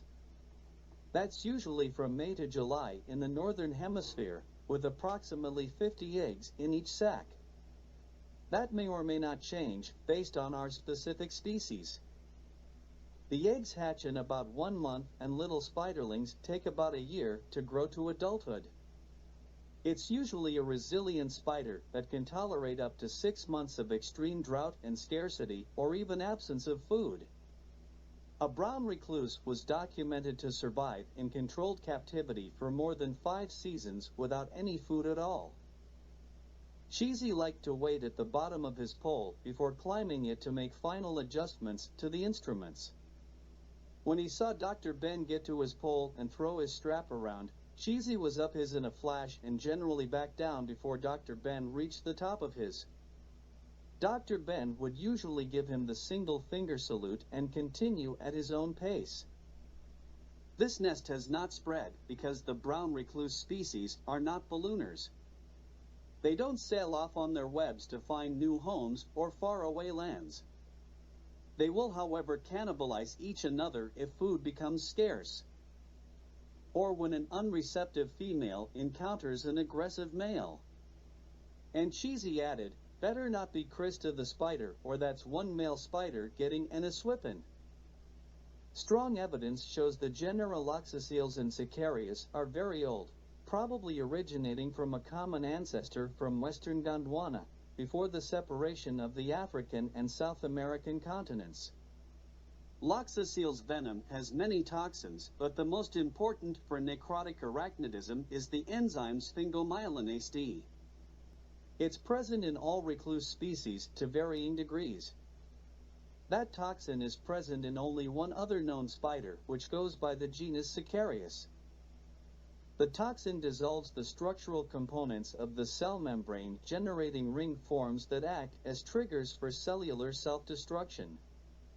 The area of destruction is limited to the presence of the enzyme, which can't reproduce. Spiders don't have ears, but vibration-sensing hairs tuned to tones at frequencies of 150, 400, and 750 Hz, all of which are similar to sounds of wing beats from moths, flies, and mosquitoes. This could be used for communication through the mycelium between Lord Andrew and Karma. Cheesy and Jeffrey planned a trip for us to an area to the north and west of Windhaven, almost 300 kilometers away through very rugged terrain. This was all prime poaching territory for rhinoceros, elephant, and other rare species. Very low human population in the area offered opportunities for poachers to blend into the background. On this trip, Kim will be meeting with local estate owners and park rangers to see if they would like to benefit from his anti-poaching assistance and act as responders should they receive any poaching tips. I may also find some rangers for Windhaven, he told us. On this trip we also had Errol, Dr. Ben, Dick, and Dr. Sue. Hamish and Angus were along to watch our backs with the native wildlife, and Wham came along to help her dad. I asked her what she would like to add to her catalog on this trip, and she told me, I was hoping for Revarchicilla sivera, a species of jumping spider from the family Salticidae, but that's when I thought we were going to Lake Victoria. It feeds primarily on female mosquitoes, and I thought Dr. Ben and Dr. Sue would like to be able to identify it. We crossed the Tana River just 60 or so kilometers from Windhaven, and the dense vegetation that covered the river was no more than 30 yards of either side before giving way to the dry scrub again. Errol noted, the vegetation is less than a couple of kangaroo leaps from the water, mate. His Aussie speak always made Hamish and Angus laugh like giddy anime schoolgirls. We crossed several dried riverbeds and camped near another on our first night. Once the camp was struck and the fire lit, we traveled each way for a distance to see what was about. Fortunately, we didn't find what Hamish and Angus were looking for, evidence of poachers. Each time we crossed a road, they would examine the area in each direction for signs of traffic that had moved through the area and whether or not heavy vehicles passed this way. These lightly used rural roads were well known to the poachers. In the dry season, they could support the heavy vehicles needed to carry their supplies in and out quickly. Kim noted, a few cameras near these areas could do a lot to reveal poacher movement, either in a pursuit situation or simply to reveal an influx of traffic into the area. We eventually crossed the C81 road, considered a highway here, and this route led north to Matogashi and south where it connected with the A3 on the way back to larger towns on the coast. Matogashi had an unpaved airstrip, so it was of particular interest to Kim. We crossed C89, and I asked Dr. Ben where C89 led, and he said, if one were wishing to travel to Habaswine, one might travel the C89. And smirked at his rhyme. Large patches of red earth would cover the ground all around us 1 minute, then the next time I noticed, it was back to yellow. I was told ochre was any iron-rich rock that could be used as a pigment.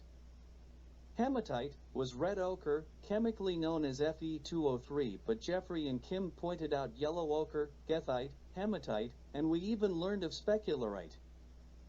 We passed through little-known areas such as Tarba, Elben, and Damba, where daily water supplies can be kilometers away depending on conditions of the day.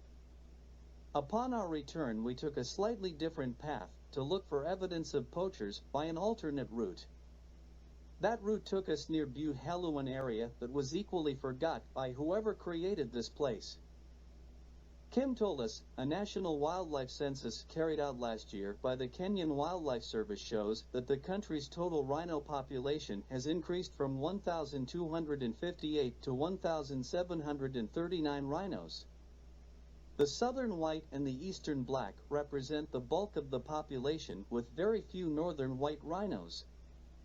In fact, only 2. The whites are less aggressive than the blacks, but larger. A black will charge you just to keep you on your toes. Nasty fellas.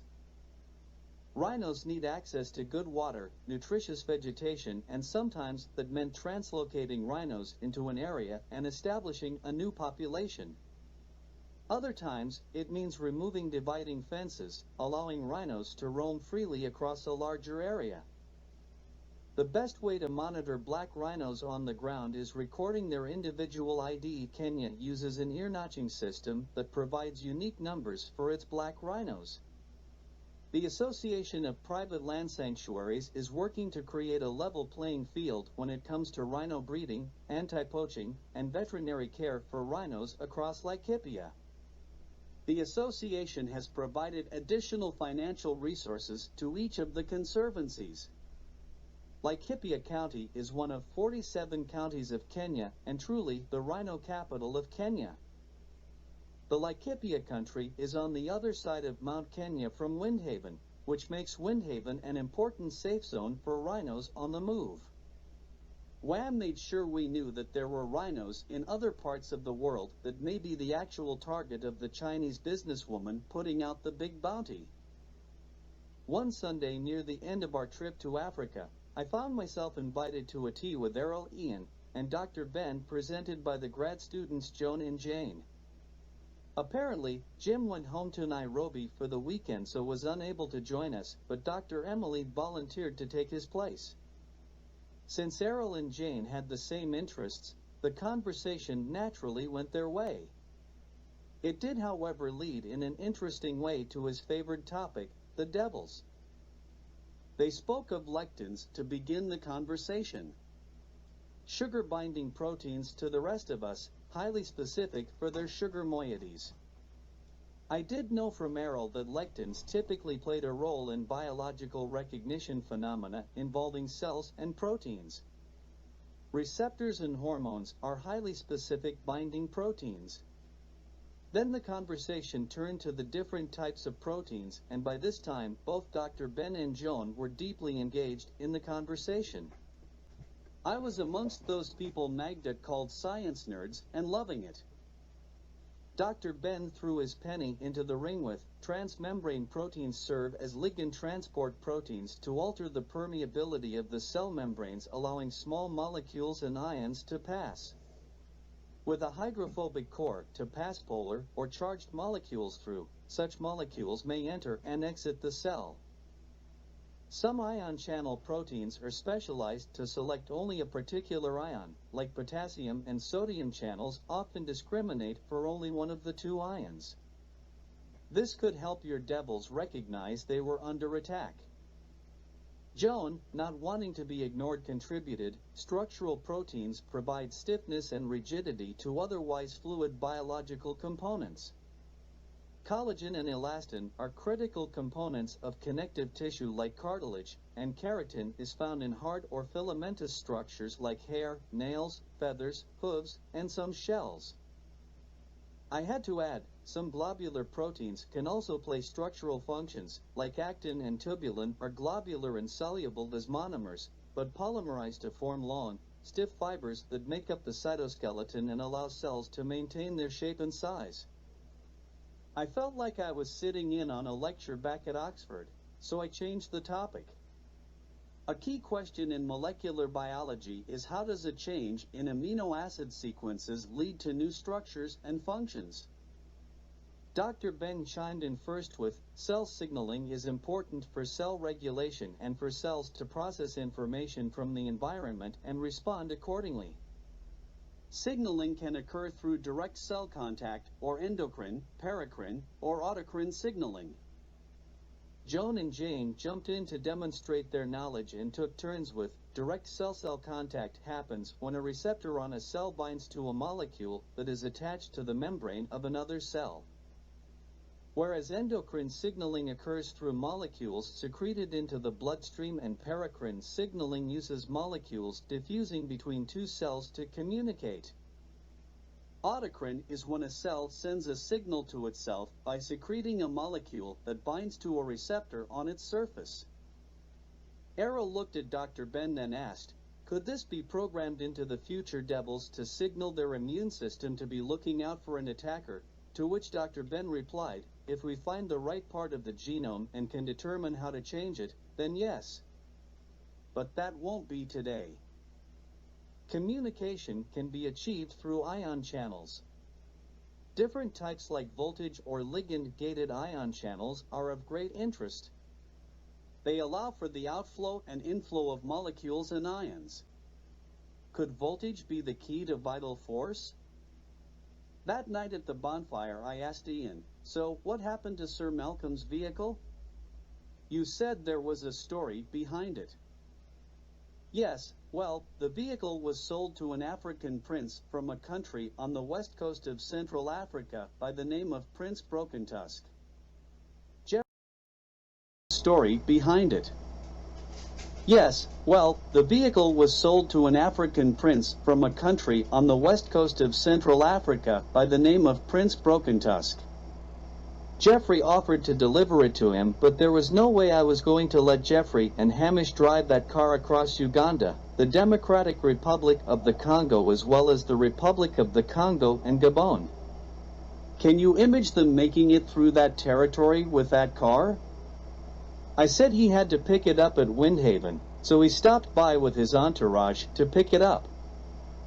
I was doing a small surgery in the clinic one day when a big black limo pulled into the parking lot and out steps Prince Brokentusk in all his glory, escorted by his younger brother along with their assorted bodyguards. They stood in the parking area and waited for someone to jump forth and service them. When I finished with my patient, I washed up and went out to offer them our hospitality, but Prince Broken just wanted to get in his car and parade off home. The younger brother accepted my invitation and decided to stay the night before returning home. He told me later that he wanted to give his brother a head start because he figured he'd run into him in some kind of trouble along the way.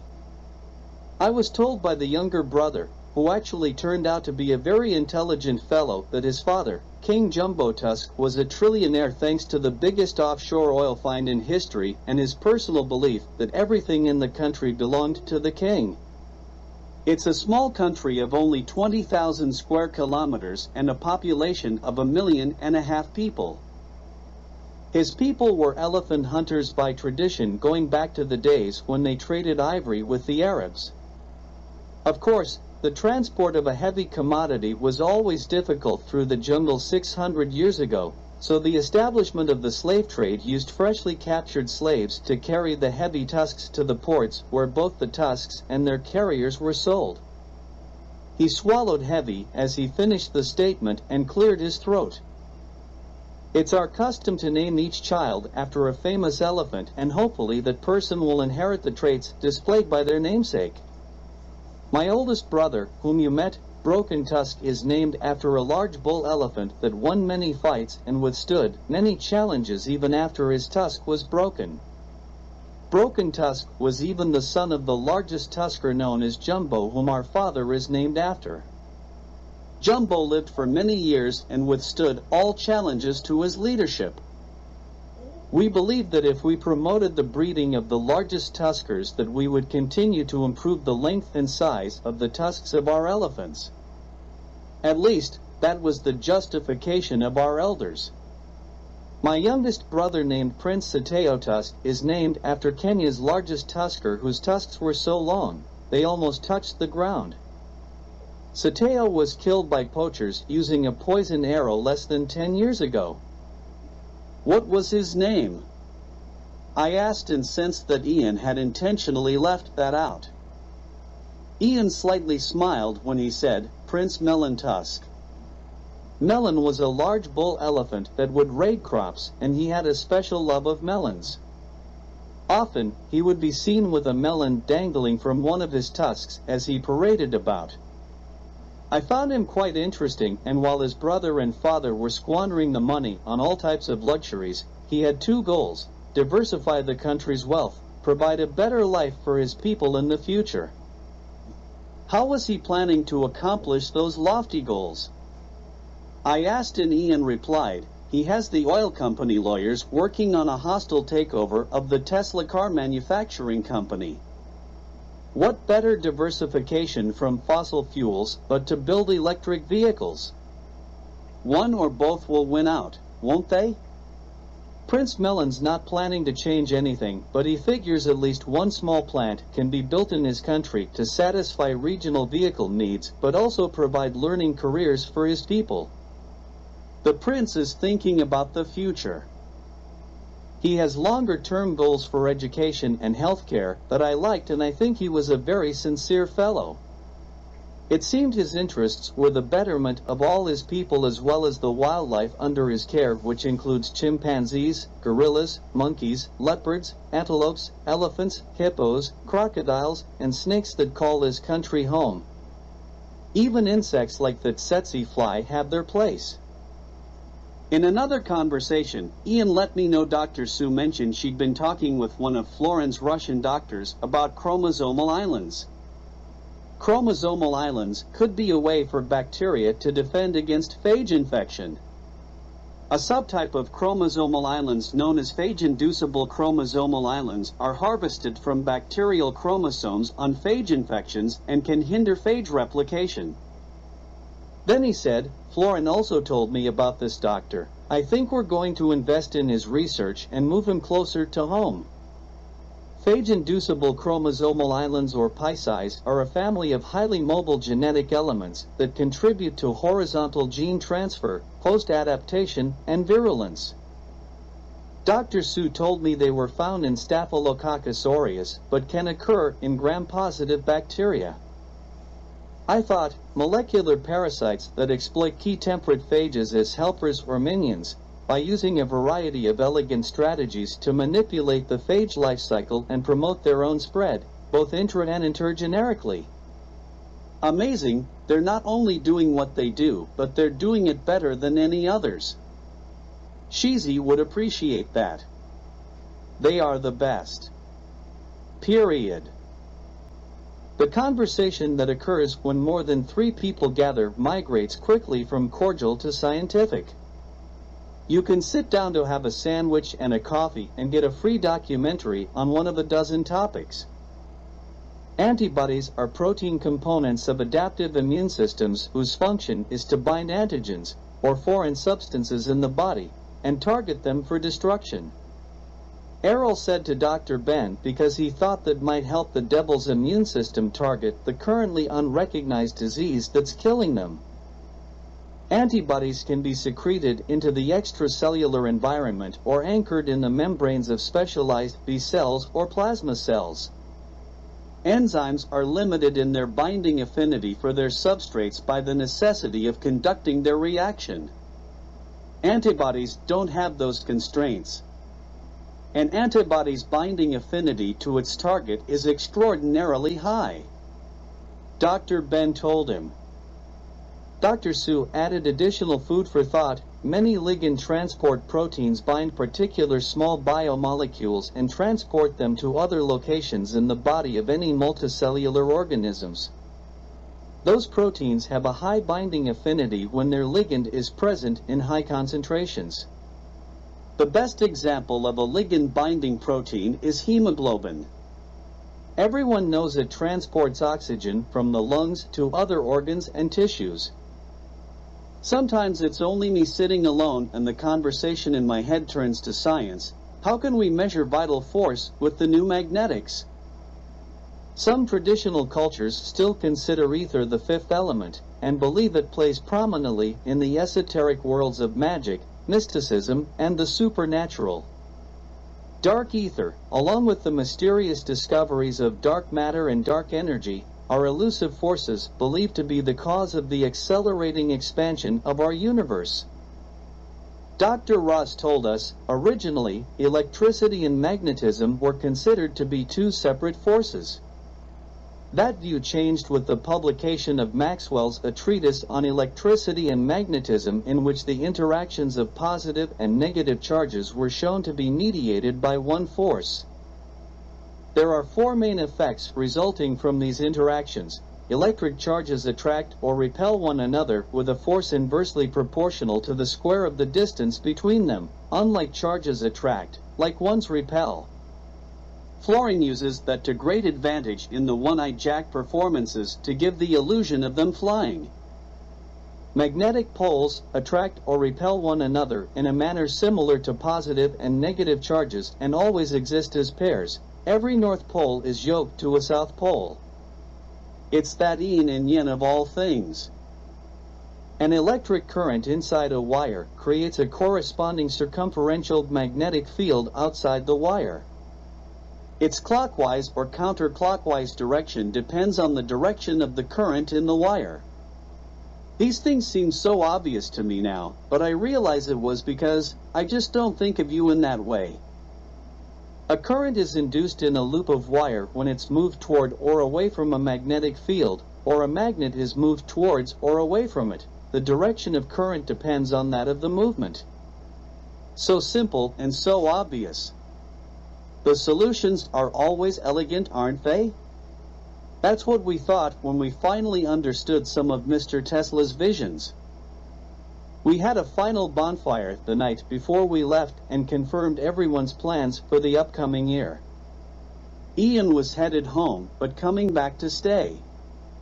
Sheezy was going to Moldavia for a couple months to work with Florin and Dr. Roz. Kim, Jeffrey, and Hamish were looking forward to working with the anti-poaching website. Dr. Sue was making great headway with Anopheles gambiae and Plasmodium, while Dr. Ben had his hands full with his new anti-venom laboratory that could save thousands of lives in this part of the country, let alone all of Africa. This was truly one of those acts that could only have good come of it. Rick was looking forward to getting Dr. Ben's contribution to the Nanitol puzzle and learning the secret of the mushrooms. Sandy was heading to the Salton Sea for a month or two before returning to India. Big Wham was working on her growth studies on high-altitude plants as well as being kept busy with Dr. Sue's requests while supporting the grad students. Jay and Dr. Emily were beginning to gain traction with their DNA studies of lifetime changes as well as gaining some new understanding of vital force thanks to a connection with Florin. Ian will be returning to Africa shortly to begin a new part of his life and become involved in all these activities as well as direct the Windhaven Medical Clinic. Errol is the guy that everyone else is disadvantaged by. Not really, but because he's a white male, that's what many people think and try to skew the pendulum against him. When Errol was young, his father passed away and his mother had to earn a living as well as fulfill the traditional role of mother in her version of a family. She handled the household requirements, worked, and looked after Errol's emotional needs. Uncle Artis filled in as his father, providing most things the family needed, including making sure Errol had a sense of responsibility, hard work, and wasn't a coward. He likes to tell a story where he's in the reception room where candidates were waiting for their job interview. The first person was a young woman and Errol said to her, "You must have worked very hard to get this interview." And she replied, "Yes, I worked extremely hard against all sorts of obstacles." So naturally Errol replied, "Then you must appreciate the struggle it took to get here." Didn't the lady of color sitting next to you have a more difficult struggle? The young lady said, "Yes." And she got up and left. Errol asked the same questions of the lady of color, and didn't the Aboriginal lady sitting next to her have more pendulums skewed against her? She said, "Yes." And she got up and left. Errol asked the same questions of the Aboriginal lady, and didn't the handicapped lady sitting in the wheelchair next to her have more pendulums skewed against her? She said, "Yes." And she got up and left. Finally, I congratulated the lady in the wheelchair and still inquired about her struggle, and she responded, "I don't think I want to work for a company that doesn't hire candidates based on merit. I worked too hard for that." And she left. Errol calls his generation the chip generation. Everyone has a chip on their shoulder, and the pendulums are skewed against all of them in some manner. The bigger the chip, the bigger the skew, the bigger the advantage required to reach equal